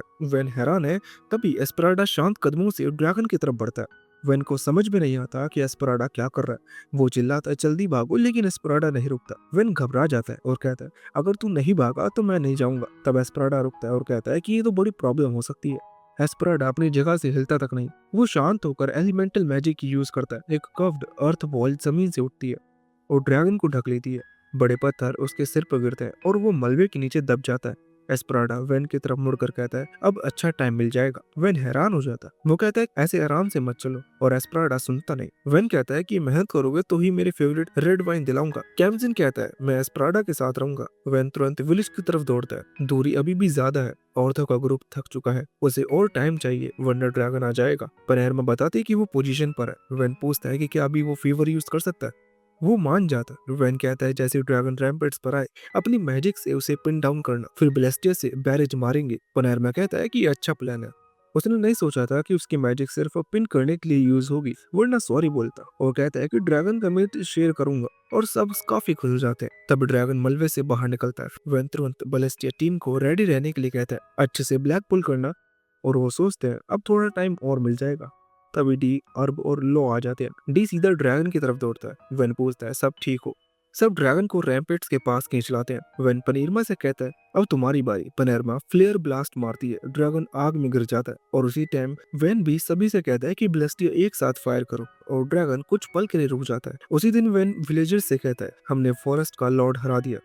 और उन्हीं हमलों के बीच ड्रैगन पूरी तरह से मारा जाता है। और उसी दिन वैन विलेजर से कहता है, हमने फॉरेस्ट का लॉर्ड हरा दिया बिना एक कैजुअलिटी की जीत मिले। डैमेज सिर्फ रैम्पेट्स का छोटा हिस्सा और 2 ब्लास्टे हुए हैं। वो कहता है, अब सबसे बड़े कंट्रीब्यूशन के नाम लिए जाएंगे। सबसे पहले टी, हॉर्स फ्रीडो और डिप्टी कमांडर। तभी पनीर माँ पहली बार आटे से मिला। वैन से मिलने के बाद आटे भी थोड़ी एक्साइटेड हो जाती है और चीजें अलग बढ़ने लगी। इसलिए पनेरमा अनाउंस करती है कि वो वेन से फ्रीडो के साथ इक्वल अलायंस बनाने की कसम खाती है। तभी तक मार्क्यूस का कोई सपोर्ट नहीं मिला था। अगर वो उसके साथ अलायंस करती तो सपोर्ट की गारंटी होगी और काउंट की नाइट्स का इन्वेशन खत्म होगा। वेन चौंक जाता है लेकिन जानता है कि यही सच है।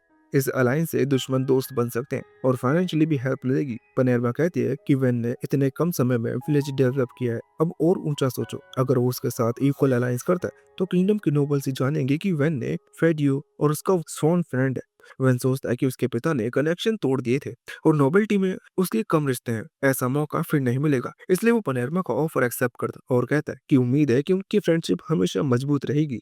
अगले दिन वैन इस बात से बहुत खुश था कि उन्होंने उस खतरनाक जंगली ड्रैगन को हरा दिया और उनका एक भी आदमी मरा नहीं। एस्पराडा ने उसकी तारीफ करते हुए कहा कि वैन ने जो पत्थर की मजबूत दीवार बनाई थी उनकी वजह से वो सुरक्षित रहे, वरना नतीजा कुछ और ही होता। एस्पराडा ने उसे याद दिलाया कि अब जो दीवारें बन चुकी हैं तो उसे अगले कदम के तौर पर पूरे शहर की प्लानिंग करनी चाहिए। वैन को पुरानी बात याद आई कि उसे 10,000 लोगों को रहने लायक एक बड़ा और सुंदर शहर बनाना है। एस्पराडा ने समझाया कि इतने बड़े शहर को बसने के लिए उन्हें बाहर से नए लोगों को बुलाना पड़ेगा। वैन अभी ये सब सोच रहा था कि तभी टिल दौड़ती हुई आई। उसने बताया कि बैल और रंग वापस आ गए हैं और उनके साथ मैरी चैम्बर ऑफ कॉमर्स के बड़े व्यापारी भी आए हैं। वो लोग ड्रैगन के शरीर की कीमत हिस्से खरीदने आए थे।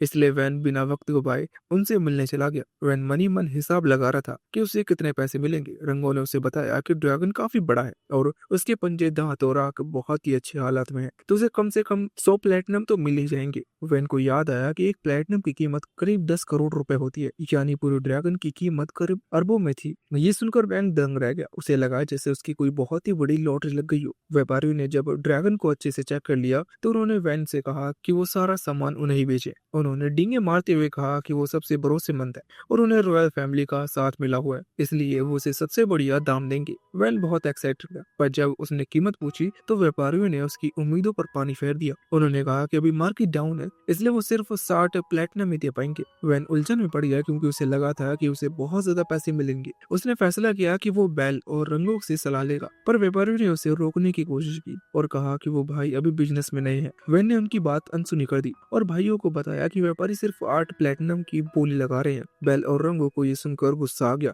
क्योंकि सामान की क्वालिटी बहुत शानदार थी। व्यापारियों ने धीरे से उन भाइयों को धमकाया कि वो भी इस कंपनी का हिस्सा है, इसलिए उन्हें चुप रहकर उनका साथ देना चाहिए। लेकिन बैल ने साफ मना कर दिया और कहा कि एक व्यापारी को सही कीमत लगानी चाहिए। व्यापारी ने दबी आवाज में कहा कि इस दूर दराज के गाँव में साल भर तक कोई दूसरा खरीदार नहीं आएगा, इसलिए इस बच्चे के पास 8 प्लेटिनम के सामान बेचने के अलावा कोई रास्ता नहीं है। उन पास में खड़ा उनकी सारी फुसफुसाहट सुन रहा था। उसे लगा कि इतने बड़े पैसे के लिए मोल भाव तो होगा ही, लेकिन दोनों भाइयों ने ठान लिया था कि वो ईमानदारी से काम करेंगे क्योंकि उन्हें यकीन था कि वैन के साथ लंबे समय तक काम करने में असली फायदा है। व्यापारी इस बात से बहुत चिढ़ गए और धमकी दी कि अगर प्रेसिडेंट को ये बात पता चला तो वो दोनों अपनी कंपनी से बाहर निकाल देंगे। जब भाइयों को लगा कि वो फंस गए तो वैन ने एक जबरदस्त आइडिया दिया। उसने कहा कि वो दोनों मिलकर अपनी खुद की कंपनी खोलेंगे। ये सुनकर वो दोनों चौंक गए। रंगों ने कहा कि वैन इसे बहुत आसान समझ रहा है। वेल ने समझाया कि नई कंपनी खोलने के लिए 3 शर्तें होती हैं। पहले, रजिस्ट्रेशन की फीस भरनी होगी, दूसरी, अपनी खुद की दुकान होनी चाहिए और तीसरी, किसी बड़े नवाब का साथ यानी सपोर्ट मिलना चाहिए। वैन को लगा कि पहली 2 शर्तें तो वो पूरी कर लेगा, पर आखिरी वाली मुश्किल है। उसे लगा कि इस काम में सिर्फ पनेरमा ही उसकी मदद कर सकती है, इसलिए उसने उससे बात करने का फैसला किया। पनेरमा इतनी आसानी से मदद मारने के लिए तैयार हो गई कि वेन को खुद यकीन नहीं हुआ। वेन ने उससे दोबारा पूछा कि क्या सच में उसके लिए तैयार है, क्योंकि उसने सुना था कि मैरी चैम्बर ऑफ कॉमर्स को रॉयल फैमिली का साथ मिला हुआ है। पनेरमा ने उसे समझाते हुए कहा कि वो खुद भी अभी अभी एक बड़ी पद पर पहुंची है, इसलिए अगर वो एक छोटी सी नई कंपनी को सपोर्ट करती है तो इसमें कोई बुराई नहीं है, बल्कि अगर रॉयल फैमिली इसे रोकता है तो उनकी खुद की बदनामी होगी। पनेरमा ने ये भी बताया कि उसके पास अभी अपनी खुद की जमीन या सिपाही नहीं है, इसलिए अगर उसे और ऊपर पहुंचना है तो उसे खुद ऐसा करना होगा जिससे लोगों में उसका नाम हो। 2 ईमानदार व्यापारियों की मदद करने से उसकी साख बढ़ेगी और दोनों तरफ का फायदा होगा। वैन ने झट से उसे एक आइडिया दिया कि वो दुनिया को ये कह सकती है कि ड्रैगन उसने मारा। वैन को लगा कि इससे पनेरवो का नाम होगा और उसके खुद के घर वालों को पता भी नहीं चलेगा कि ये सब उसने किया। लेकिन पनेरमा ने हंसते हुए कहा कि वैन कभी कभी बहुत अजीब बातें करता है। उसने समझाया कि ड्रैगन को मारना कोई मामूली बात नहीं है। अगर वो झूठ बोलेगी तो लोग उससे पूरी जानकारी मांगेंगे और जांच पड़ताल में सच सामने आ जाएगा। ये सब वैन ने किया। वैन की सारी उम्मीदें टूट गई और वो डर गया कि अगर उसके घर वालों को पता चला तो वो उसे वापस बुला दें। पनेरमा ने उसे इससे बचने का रास्ता बताया। उसने कहा कि वैन को खुद के लिए एक बड़ा टाइटल हासिल करना होगा। उसने समझाया कि अमीरों और नवाबों में अलग अलग लेवल होते हैं, जैसे नाइट, बैरन, काउंट और ड्यूक। पनेरमा खुद सबसे नीचे वाले लेवल यानी कि नाइट से ऊपर आई है। क्योंकि वैन एक बड़े खानदान का बेटा है तो उसे शुरुआत में ही ब्रेन बनाया जा सकता है। अगर वैन को ये पद मिल जाए तो उसका अपना एक अलग घर होगा और उसके पुराने घर वाले उसे परेशान नहीं करेंगे। इसीलिए वैन को ये सब ऐलान करना होगा कि ड्रैगन उसने मारा है। वैन थोड़ा हिचकिचाया क्योंकि वो नहीं चाहता था कि वो उसकी नजरों में आए, पर पनेरमा ने उसे याद दिलवाया कि 8 साल की उम्र में ड्रैगन मारने का कारनामा उसे बहुत मशहूर कर देगा और उसे आसानी से पोजीशन भी मिल जाएगी। उसने ये भी माना कि मशहूर होने से दुश्मनी बढ़ते हैं और मतलबी लोग पीछे पड़ जाते हैं। पनेरमा ने अपना किस्सा सुनाया कि जब उसके साथ ऐसा हुआ तो उसने अपने जादू से सबको धूल चटा दी। उसने वैन को सलाह दी कि अगर कोई दुश्मन सामने आए तो वो अपनी बड़ी मशीनों से उन पर हमला करने में जरा भी ना हिचकिचाए। जब कुछ लोग मारे जाएंगे तो बाकी अपने आप डर कर पीछे हट जाएंगे। पनेरमा की यह डरावनी सलाह सुनकर वैन दंग रह गया। उसने कहा कि अगर वो सारा क्रेडिट खुद ले लेगा तो पनेरमा को तरक्की कैसे मिलेगी। पनेरमा ने उसे घूरते हुए कहा कि एक 8 साल के बच्चे को उसकी फिक्र करने की जरूरत नहीं है। वैन डर गया और मजाक में बोला कि अब उसे अपनी जान का खतरा लग रहा है, कहीं पनेरमा उसे खा ना जाए। पनेरमा जोर से हंसी और बोली कि वो उसे अगले 5 साल तक तो नहीं खाएगी, जब तक उसे और बड़ा होने का मौका देगी। वैन को अभी डर लग रहा था क्योंकि उसे लगा कि उसके पास जीने के लिए सिर्फ 5 साल बचे हैं। उसने ये बात दिमाग से निकाली और दोनों भाइयों को बताया कि पनेरमा उन्हें सपोर्ट करने के लिए तैयार है। इसका मतलब था कि वो अपनी खुद की कंपनी खोल सकते हैं। दोनों भाई बहुत खुश हुए और उन्होंने वैन से ड्रैगन का सामान खरीदने की बात की। वैन मान गया और भाइयों ने उनकी मदद के बदले उसे 130 प्लेटिनम देने का वादा किया। डील पक्की होने के बाद दोनों भाई सारा सामान बेचने के लिए राजधानी की तरफ निकल गए, लेकिन जल्दी उन्हें पता चला कि उनकी बग्गी गायब है क्योंकि मेरी चैम्बर ऑफ कॉमर्स के व्यापारी उसे लेकर चले गए थे। पनेरमा ने समझाया कि वो लोग बस इस बात का इंतजार कर रहे हैं कि दोनों भाई रोते हुए उनके पास आए। आखिर अगर उनके पास सामान ले जाने के लिए गाड़ी ही नहीं होगी तो उनके पास व्यापारियों की बात मानने के अलावा कोई रास्ता नहीं बचेगा। वन ने बड़े आराम से कहा कि अगर ऐसी बात है तो वो उनके लिए एक नई बग्गी बना देगा। पनेरमा ने भी मदद के लिए कहा कि वो उसके वॉर हॉर्स का इस्तेमाल गाड़ी खींचने के लिए कर सकते हैं। उसने बताया कि उसके घोड़े बहुत अच्छी ट्रेनिंग वाले हैं और उनकी ताकत और रफ्तार का कोई मुकाबला नहीं है। देखते देखते पनेरमा और दोनों भाई नई बग्गी में सामान बदल कर गाँव से निकल गए और उन्होंने रास्ते में उन लालची व्यापारियों को भी पीछे छोड़ दिया।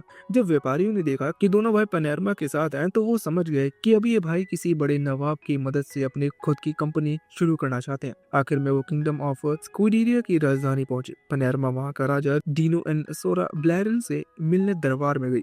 पनेरमा की बात सुनने के बाद राजा ने माना कि उन्हें लगा था कि वो खुद के लिए कोई ऊंचा पद मांगने आई है, लेकिन वो तो किसी और को पद दिलवाने की कोशिश कर रही है। पनेरमा ने इस बात को सही बताया और समझाया कि वो जिस आदमी की बात कर रही है वो एक दूर दराज के गांव का मालिक है। वो अभी अपने गांव की रखवाली कर रहा है, इसलिए वो खुद राजधानी नहीं आ सका। राजा ने पूछा कि वो ऐसे किसी आदमी की सिफारिश क्यों कर रही है, तो पनेरमा ने बताया कि उस लड़के ने अब तक बहुत बड़े काम किए हैं और उसमें आगे बढ़ने की बहुत काबिलियत है। ये सुनकर राजा को उसमें दिलचस्पी होने लगी, क्योंकि अगर पनेरमा जैसा कोई योद्धा किसी की तारीफ कर रहा है तो उसमें वाकई कुछ खास बात होगी। राजा जानना चाहते थे कि एक ऐसे छोटे गांव में जहां कोई फौज या सिपाही तक नहीं है, वहां किसी ने क्या बड़ा काम कर दिया होगा। पनेरमा ने बिना डरे राजा को बताया कि उसे लड़के ने एक जंगली ड्रैगन को मार गिराया है। ये सुनते ही दरबार में मौजूद हर कोई दंग रह गया। राजा ने पूछा कि क्या वो लड़का जादूगर है, तो पनेरमा ने साफ किया कि उसके पास प्रोडक्शन मैजिक है। उसने आगे बताया कि वो सिर्फ मार्किवस फाडियो का बेटा है जिसकी उम्र अभी सिर्फ 8 साल है। राजा उसके बारे में और जानने के लिए बेताब था। पनेरमा ने बताया कि जैसे वैन उस गांव में पहुंचा वहां डाकुओं ने हमला कर दिया था। वैन ने अपने थोड़े से साथियों और एडवेंचर्स की मदद से गांव को बचाया और डाकुओं को मार गिराया। उसके बाद उस छोटे से लड़के ने अपने जादू से गांव के चारों तरफ दीवार बना दी, सुरक्षा के लिए गड्ढे खोदे और टूटे हुए घरों को फिर से बनवाया और गांव को बहुत मजबूत बनवा दिया। फिर जब जंगली ड्रैगन ने हमला किया तो पनेरमा ने सिर्फ उसे पकड़ने की मदद की, पर वैन और उसके साथियों ने बिना किसी नुकसान के उसे मार गिराया। राजा को पहले तो यकीन नहीं हुआ, पर तभी पनेरमा ने उस पर मरे हुए ड्रैगन का एक दांत दिखाया। ये देखकर दरबार में सन्नाटा छा गया। पनेरमा ने राजा से कहा कि उन्हें खुद देखना चाहिए कि वैन की वजह से वो गांव कितनी जल्दी बदल गया। उसे यकीन था कि राजा जैसा समझदार आदमी वैन को देश की सुरक्षा के लिए और भी बड़ी जमीन का मालिक बना देगा। राजा पूरी तरह मान गया और उन्हें ये सब बहुत मजेदार लगा। उन्होंने कहा कि वो वैन से जल्द मिलना चाहते हैं। दरबार से बाहर आकर पनेरमा ने सबके सामने ऐलान कर दिया कि वैन ने फाडियो ने ड्रैगन को मारा और उसकी इस बहादुरी के लिए उसे बहरन बना दिया गया है। इसी बीच गांव में वैन ने पुराने घरों को और भी शानदार बना दिया और गांव के बीच वाले हिस्से को फिर से सजाया। इसके साथ ही उसने वहां 2 बड़े टावर भी खड़े कर दिए, ओलिगो टावर और ग्रेप टावर। टावर किसी भी इलाके की पहचान होते हैं और इनसे दूर से ही दुश्मनों को पता चल जाता है, इसलिए इनसे गांव की सुरक्षा और भी मजबूत हो गई थी। अब गांव का हर इंसान शांति से अपनी जिंदगी जी सकता था और वैन इस बात से बहुत खुश था। तभी टिल को वैन के पेट से गुड़गुड़ाहट की आवाज सुनाई दी, तो उसने लंच तैयार करने का फैसला किया। वैन ने कहा कि क्यों न आज टावर की छत पर बैठकर खाना खाया जाए। देखते देखते वैन और उसके दोस्त टावर के सबसे ऊपरी हिस्से में पिकनिक मनाने चले गए। जहाँ पूरे गांव का बहुत ही सुंदर नजारा दिख रहा था। एस्पराडो ने बातों बातों में कहा कि अब वो यहाँ अच्छे घर और सारी सुविधाएं होंगी, तो इसे आधिकारिक तौर पर एक शहर कहना शुरू कर देना चाहिए। वेन को यह आइडिया थोड़ा अजीब लगा, क्योंकि उसे डर था कि वो उसका कोई बचकाना नाम रख देंगे, जैसे कि वेन टाउन। बाकी सब कोई नाम बहुत पसंद आया, पर वेन ने ये बात वहीं खत्म कर दिया, इससे पहले कि लोग सच में उसे उसी नाम से बुलाने लगते। इसके बाद टिल ने सबको मीठा खाने को दिया। ये सब ये देखकर हैरान थे कि टिल ने केक बनाया था। टिल ने बताया कि जब से वेल और रंगो ने गांव में अपनी दुकान खोली है, उसे केक बनाने का सारा सामान आसानी से मिल जाता है। वन को ये जानकर बहुत खुश हुई कि उसका गाँव अब धीरे धीरे एक बेहतरीन जगह बनता जा रहा है। सबने मजे से केक खाया, सिवाय टिल के, क्योंकि वो रोज केक खा रही थी और इस वजह से उसका वजन थोड़ा बढ़ गया था। तभी कैम्सन की नजर गांव के बाहर कुछ लोगों पर पड़ी। उसने बताया कि वो लोग ना तो सिपाही लग रहे हैं और ना ही एडवेंचर। वह नहीं देखने गया कि वो कौन है। उसने देखा कि कुछ लोग बहुत ही बुरी हालत में वहाँ खड़े थे और उससे पूछ रहे थे कि क्या ये सेवेटा विलेज है। एस्पराडो ने समझाया कि उसने सुना था कि इस गांव के बनने से पहले यहाँ सिएटा नाम के लोग रहते थे, इसलिए बहुत से लोग इस जगह को इसी नाम से जानते हैं। वैन को यकीन नहीं हुआ कि इस गांव का पहले से एक नाम था और उसे किसी ने बताया तक नहीं।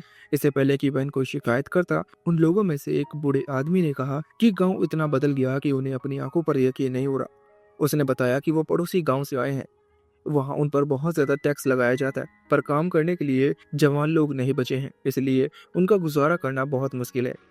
वो यहाँ सिएटा के लोगों से मदद मांगने आए हैं। उस बूढ़े आदमी ने बताया कि उनके गांव के जवान अपने मरीज से बाहर नहीं गए, बल्कि काउंट उन्हें जबरदस्ती जंग की तैयारी के लिए ले गया है। वेन को पता चला कि वो लोग फर्निडो इलाके के गांव से हैं। उसे पता था कि दूसरे के इलाके के लोग अपने यहाँ पनाह देने का कानूनी तौर पर कठिन है, पर उसे ये भी दिख रहा था कि ये लोग अपनी जान जोखिम में डालकर यहाँ तक पहुंचे हैं। इसलिए वैन ने उन्हें अपने यहाँ बसने का ऑफर दिया। उसने कहा कि अगर उनके पास पैसे नहीं है तो कोई बात नहीं, उन्हें कुछ समय तक वो टैक्स नहीं देना होगा। वैन ने वादा किया कि उनके पास खाने की कमी नहीं है और वो उनके लिए घर भी बना देगा। बूढ़े आदमी को लगा जैसे वो स्वर्ग में आ गया है। उसने बताया कि आज तो सिर्फ 10 लोग आए हैं, पर उनकी गांव की कुल आबादी लगभग 300 है। वैन ने उनसे पूछा कि क्या हर परिवार के लिए एक अलग घर काफी होगा। ये सुनकर उन सब लोगों को जैसा उनका कोई सपना सच हो गया। जब सब तय हो गया तो वैन ने कहा कि वो उनके साथ कुछ एडवेंचर्स भेजेगा, ताकि वो बाकी ग्रामीणों को सुरक्षित यहाँ ला सके। वैन ने उन्हें सामान लाने के लिए बग्गियों देने की बात भी की, पर बूढ़े आदमी ने कहा कि उसकी जरूरत नहीं पड़ेगी, क्योंकि उनके पास गाय है जो सारा सामान उठा लेगी। वैन ये सुनकर हैरान रह गया कि उनके पास दूध देने वाली गाय है। उस बूढ़े आदमी ने बताया कि उनके इलाके में घास के बहुत अच्छे मैदान है, इसलिए उनके पास 10 गाय हैं। वैन के लिए ये बहुत बड़ी खुशखबरी थी, क्योंकि गांव के दूध से वो पनीर और मक्खन जैसी चीजें बना सकते थे। इसका मतलब ये था कि गांव का एक नया और बड़ा कारोबार बन सकता था। तो बिना वक्त गवाए एडवेंचर्स उन तीनों 100 लोगों को सेटा गांव लाने के लिए निकल पड़े। जारा और ऑर्थो वैन की दरिया दिली देख कर तंग रह गए थे, क्योंकि वैन ने इतनी आसानी से 300 लोगों को अपने यहाँ पनाह दे दी थी और इस काम के लिए इनाम भी बहुत ज्यादा रखा था। फ्लोरियल ने उनकी बातचीत बीच में रोकी और कहा कि वो अपने आसपास पूरा ध्यान रखें। उसने याद दिलाया कि पिछली बार भी वो बातों में इतना खो गए थे कि एक जंगली ड्रैगन ने उन पर हमला कर दिया था। इसके बाद सब अपनी अपनी जगह तैनात हो गए। ऑर्थो ये देख रहा था कि गाँव वाले ठीक है या नहीं।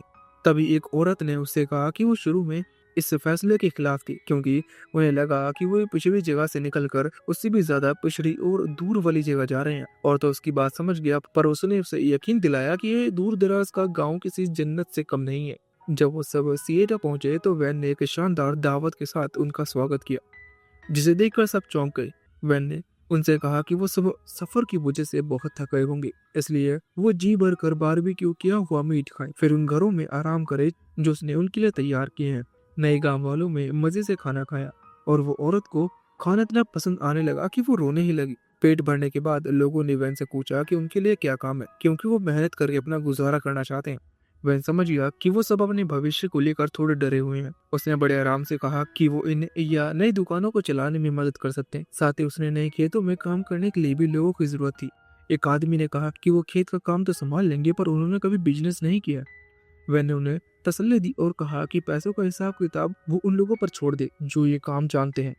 वो बस वही काम करे जिसमें वो माहिर है। रोंडा ने भी बीच में आकर बताया कि जब से वैन यहाँ आया है गांव की जिंदगी बहुत बदल गई है, इसलिए सब मिलकर उनकी मदद करेंगे। गांव वाले अभी भी इतनी मदद लेने में थोड़ा हिचकिचा रहे थे। तभी वैन ने टिल से केक लाने को कहा। उसने बताया कि ये केक उन्हीं की गायों के दूध से बनी क्रीम से तैयार किया गया है। वेन ने उन्हें समझाया कि यहाँ आकर वो लोग वेन पर एहसान कर रहे हैं, इसलिए वो बस एक दूसरे की मदद कर रहे हैं। जल्दी गांव में एक ट्रेडिंग कंपनी भी होगी, जिससे गांव का और भी विकास होगा और वहां रहना और भी आरामदायक हो जाएगा। वेन ने उम्मीद जताई कि वो सब यहाँ चैन से रहेंगे। वो औरत और बाकी गांव वाले अब मान गए कि यहाँ उनकी जिंदगी वाकई अच्छी बीत सकती है। अब तक वो लोग सिर्फ जिंदा रहने के लिए जूझ रहे थे, पर अब उनके पास एक नई उम्मीद थी। एस्पराडा ने वैन से कहा कि आबादी तो बढ़ गई, पर 10,000 की आबादी वाला शहर बनाने के लिए अभी बहुत लंबा रास्ता तय करना होगा। वैन ने देखा कि एस्पराडा की मूंछों पर केक की क्रीम लगी थी, पर उसने उसे अनदेखा कर दिया कि वो शहर बनाने के अपने काम में जी जान लगा देगा। पूरा दिन कड़ी मेहनत करने के बाद जब वैन को लगा कि वो अब आराम कर पाएगा, तभी एस्पराडा ने उसे आकर बताया कि अब उसकी पढ़ाई शुरू करने का वक्त हो गया। वैन को बिल्कुल उम्मीद नहीं थी कि पढ़ाई इतनी जल्दी शुरू हो जाएगी। उसने एस्पराडा को मनाने की कोशिश की, अभी सब करना ठीक नहीं होगा, पर एस्पराडा टस से मस नहीं हुआ। उसने मजाक में कहा कि उसने आज तक किसी को पढ़ाई से मरते हुए नहीं देखा, इसलिए ये कोई बहुत मुश्किल काम नहीं है। वैन कुछ बोल पाता इससे पहले कि औरतों और उसके साथी शिकारी बुरी खबर लेकर वापस आ गए। औरतों ने माफी मांगते हुए बताया कि उन्हें डेंजन का रास्ता मिल गया है। वैन पहले तो उलझन में पड़ गया, फिर उसे एहसास हुआ कि जिस चीज से वो अब तक बचना चाह रहे थे वही उनके सामने आ खड़ी हुई। एस्पराडा ने बिना देर किए कहा कि नियम के मुताबिक अगर कोई डेंजन मिलता है तो उसकी खबर तुरंत राजधानी में भेजनी पड़ती है। वैन के पास अब कोई रास्ता नहीं बचा था। वो सोचने लगा कि जैसे ही डेंजन की खबर फैलेगी, पूरे गांव में एडवेंचर्स की भीड़ लग जाएगी और उसके पिता को भी गांव के विकास के बारे में पता चल जाएगा। औरतों और उसकी टीम को अपनी गलती का एहसास हुआ और उन्होंने फिर से माफी मांगी। वैन ने उन्हें दिलासा देते हुए कहा कि उसमें उसकी कोई गलती नहीं है,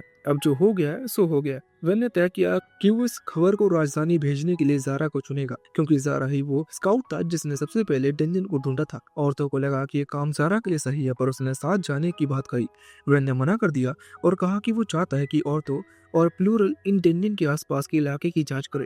पहले तो वो हिचकिचाए, पर जैसे ही वैन के नाम के तौर पर एक बड़ा सोने का सिक्का देने का वादा किया, औरतों और प्लूरल खुशी खुशी जारा को अकेले राजधानी जाने के लिए बाय बाय कह दिया।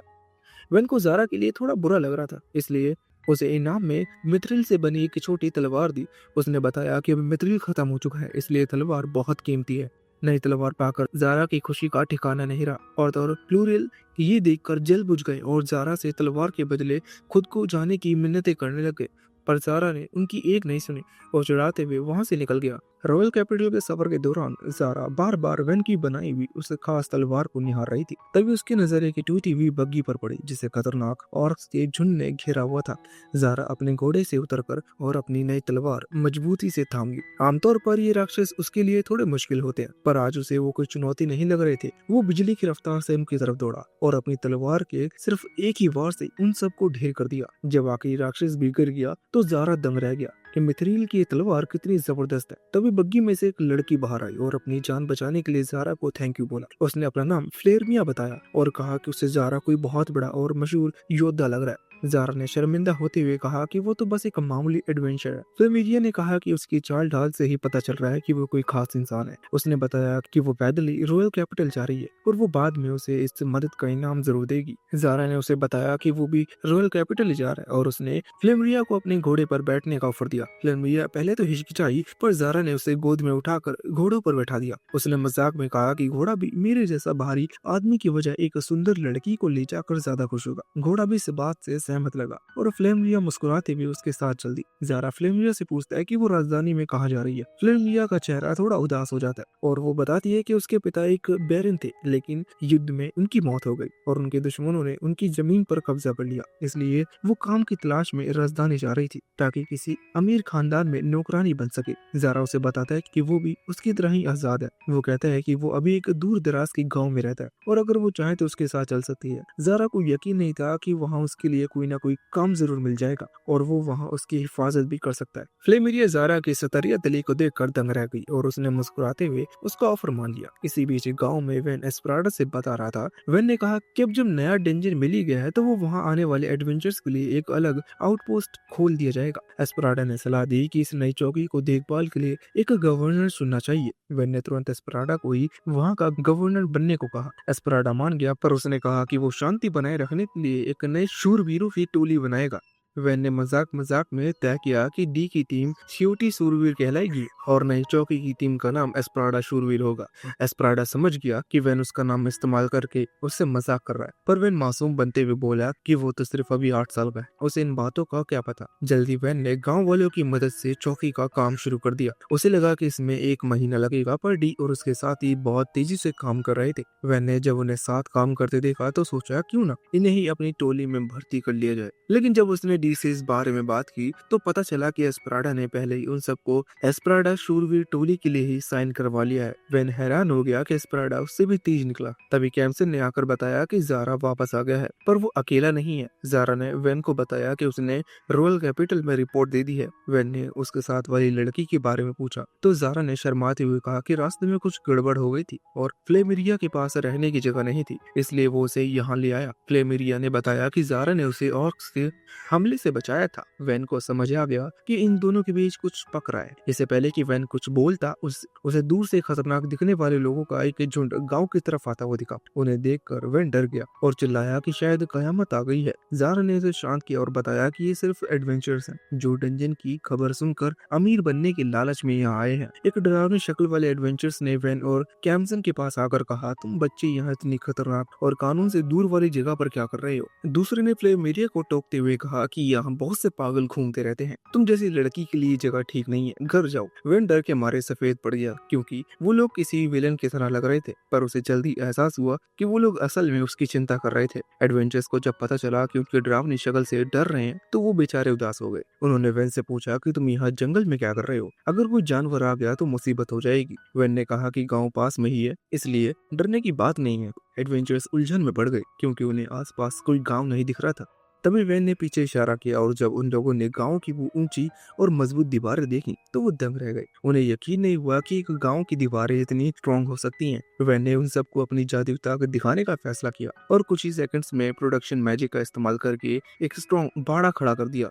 एडवेंचरस वैन का जादू देखकर दंग रह गए। तभी डी वहां वैन के लिए कुछ लकड़ियां लेकर आया। जब एडवेंचर्स ने वैन का नाम सुना तो उन्हें समझ में आया कि वही वैन फाइडियो है जिसकी चर्चा पूरे रॉयल कैपिटल में हो रही है। डी को उन लोगों का वैन से बात करने का तरीका पसंद नहीं आया तो उसने अपनी तलवार निकाल ली और धमकी देते हुए कहा कि वो सिवोटा शूरवीर टोली के कमांडर के नाते उन्हें सजा देगा। एक एडवेंचर ने उसे चुनौती देने की कोशिश की, पर डी ने एक ही झटके में उसके तलवार के 2 टुकड़े कर दिए। उसके बाद वो डरावने दिखने वाले एडवेंचर्स डी को देखते ही डर के मारे कांपने लगे और उसे झुककर सलाम करते। डी के साथ वो डरते थे, पर वैन को एक छोटा बच्चा और वहाँ का मालिक देखकर मजा आता था। एक एडवेंचर ने पूछा कि वो इस दूर दराज के गाँव में क्या कर रहा है, तो वैन ने बताया कि उसे घर से निकाल दिया गया है। ये सुनकर एडवेंचर्स को उसके लिए बुरा लगा। वैन ने कहा कि अमीरों की दुनिया भी काफी मुश्किल होती है। तभी औरत और बाकी एडवेंचर्स डंजन से वापस लौटे। वो देखकर हैरान थे कि वहाँ पहले से इतने सारे ड्राइवर्स आ चुके थे। उन्हें जारा के साथ एक लड़की को देखकर भी झटका लगा। जारा ने बिना ज्यादा कुछ बताए बस इतना कहा कि वो लोग इनमें रुकने जा रहे हैं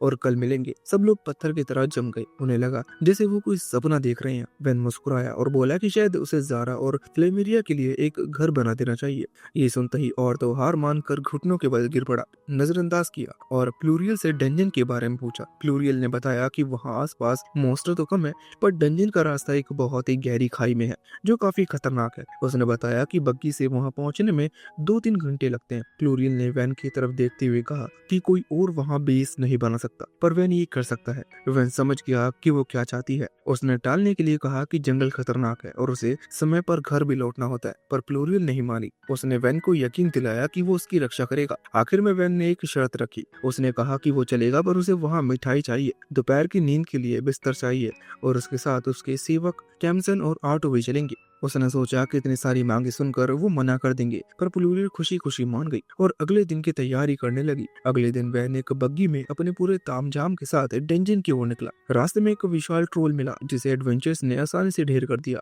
कुछ ही देर बाद नजारा बदला और हवा ताजा महसूस होने लगी। तभी औरतों ने कहा कि खाई पार करते ही वो पहुंच जाएंगे। वैन ने बग्गी से बाहर झांक कर देखा और डर के मारे चिल्ला पड़ा। उसने तुरंत बग्गी रुकवाई। वैन ने देखा कि एडवेंचर्स एक पतली सी लकड़ी के लट्ठे पर बैलेंस बनाकर खाई पार कर रहे थे। वैन को समझ में आया कि इन एडवेंचर्स को सेफली का मतलब नहीं पता। उसने उन सबको डांटा और कहा कि ऐसी जगह जहाँ एक गलती से मौत हो जाए वहाँ सुरक्षा का इंतजाम होना चाहिए। उसने उन सबको घुटनों के बल बैठकर अपनी गलती पर सोचने को कहा। दूसरी तरफ ज़ारा उस लट्ठे पर उछल कूद कर रहा था और वैन से बोला कि मजेदार है, तुम भी आओ। वैन ने उसे टोकते हुए पूछा कि अगर तुम गिर गए तो क्या होगा। जब वैन ज़ारा से पूछता है कि क्या होगा अगर वो उस लकड़ी के लट्ठे को अभी लात मार दे, ज़ारा एकदम से घबरा जाता है और कहता है कि वो तो सीधा नीचे गिरकर मर जाएगा। वैन सबको समझाता है कि भले ही ज़ारा के पैर फुर्तीले हों पर ये लकड़ी कभी भी लुढ़क सकती है, ये टूट सकती है और कोई भी नीचे गिरकर अपनी जान गंवा सकता है। जब सबको ये बात समझ में आ जाती है तो वैन पूछता है कि अब इन लकड़ियों का क्या करना चाहिए, पर एडवेंचर्स उसे सीरियसली नहीं ले रहे थे।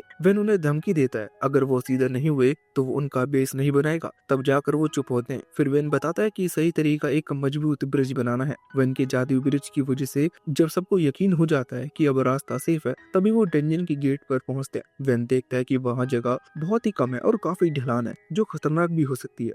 वो सोचने लगा कि यहाँ क्या बनाना चाहिए। नए एडवेंचर्स उसे जुए का अड्डा और शराब खाना बनाने की सलाह देते हैं, पर वैन उन सबको मना कर देता है। वो सबसे पहले डंजन के मुंह पर एक बड़ा गेट बनाता है ताकि अंदर के मॉन्स्टर बाहर ना आ सके। उसके बाद वो एडवेंचर्स को रोकने के लिए एक बढ़िया बिल्डिंग बनाता है और सब इसमें उसकी मदद करते हैं। वैन को लगता है कि अगर एडवेंचर्स को आराम की अच्छी जगह मिलेगी तो वो डंजन में और बेहतर काम कर पाएंगे। जब बेस बनकर तैयार होता है तो एडवेंचर्स खुशी खुशी अंदर देखने भागते हैं। पहली मंजिल पर आराम करने की जगह और सामान रखने के लिए बड़ा गोदाम था। दूसरी मंजिल पर कैंटीन थी और तीसरी मंजिल पर सोने का इंतजाम था जहाँ सबके लिए नरम बिस्तर लगे थे। वैन ने बाहर के नजारे देखने के लिए एक खुली छत भी बनाई थी। टेलर और कैम्सन वैन के काम की बहुत तारीफ करते हैं क्योंकि अब सब डेंजन से थककर यहाँ आराम कर पाएंगे। वैन बताता है कि उसने छत पर बारिश का पानी जमा करने का सिस्टम भी बनाया है जिससे टॉयलेट में फ्लश चल सके, पर वो सबको चेतावनी देता है कि इस पानी को पीना मत। वैन इस पूरे बेस की जिम्मेदारी औरतों को सौंप देता है। तभी वैन को एहसास होता है कि अंधेरा हो रहा है और वो घबरा जाता है क्योंकि उसे डर था कि एस्पराडा उस पर गुस्सा होगा। लौटते वक्त उन्हें मिथ्रिल का कीमती पत्थर मिलता है जिसे देखकर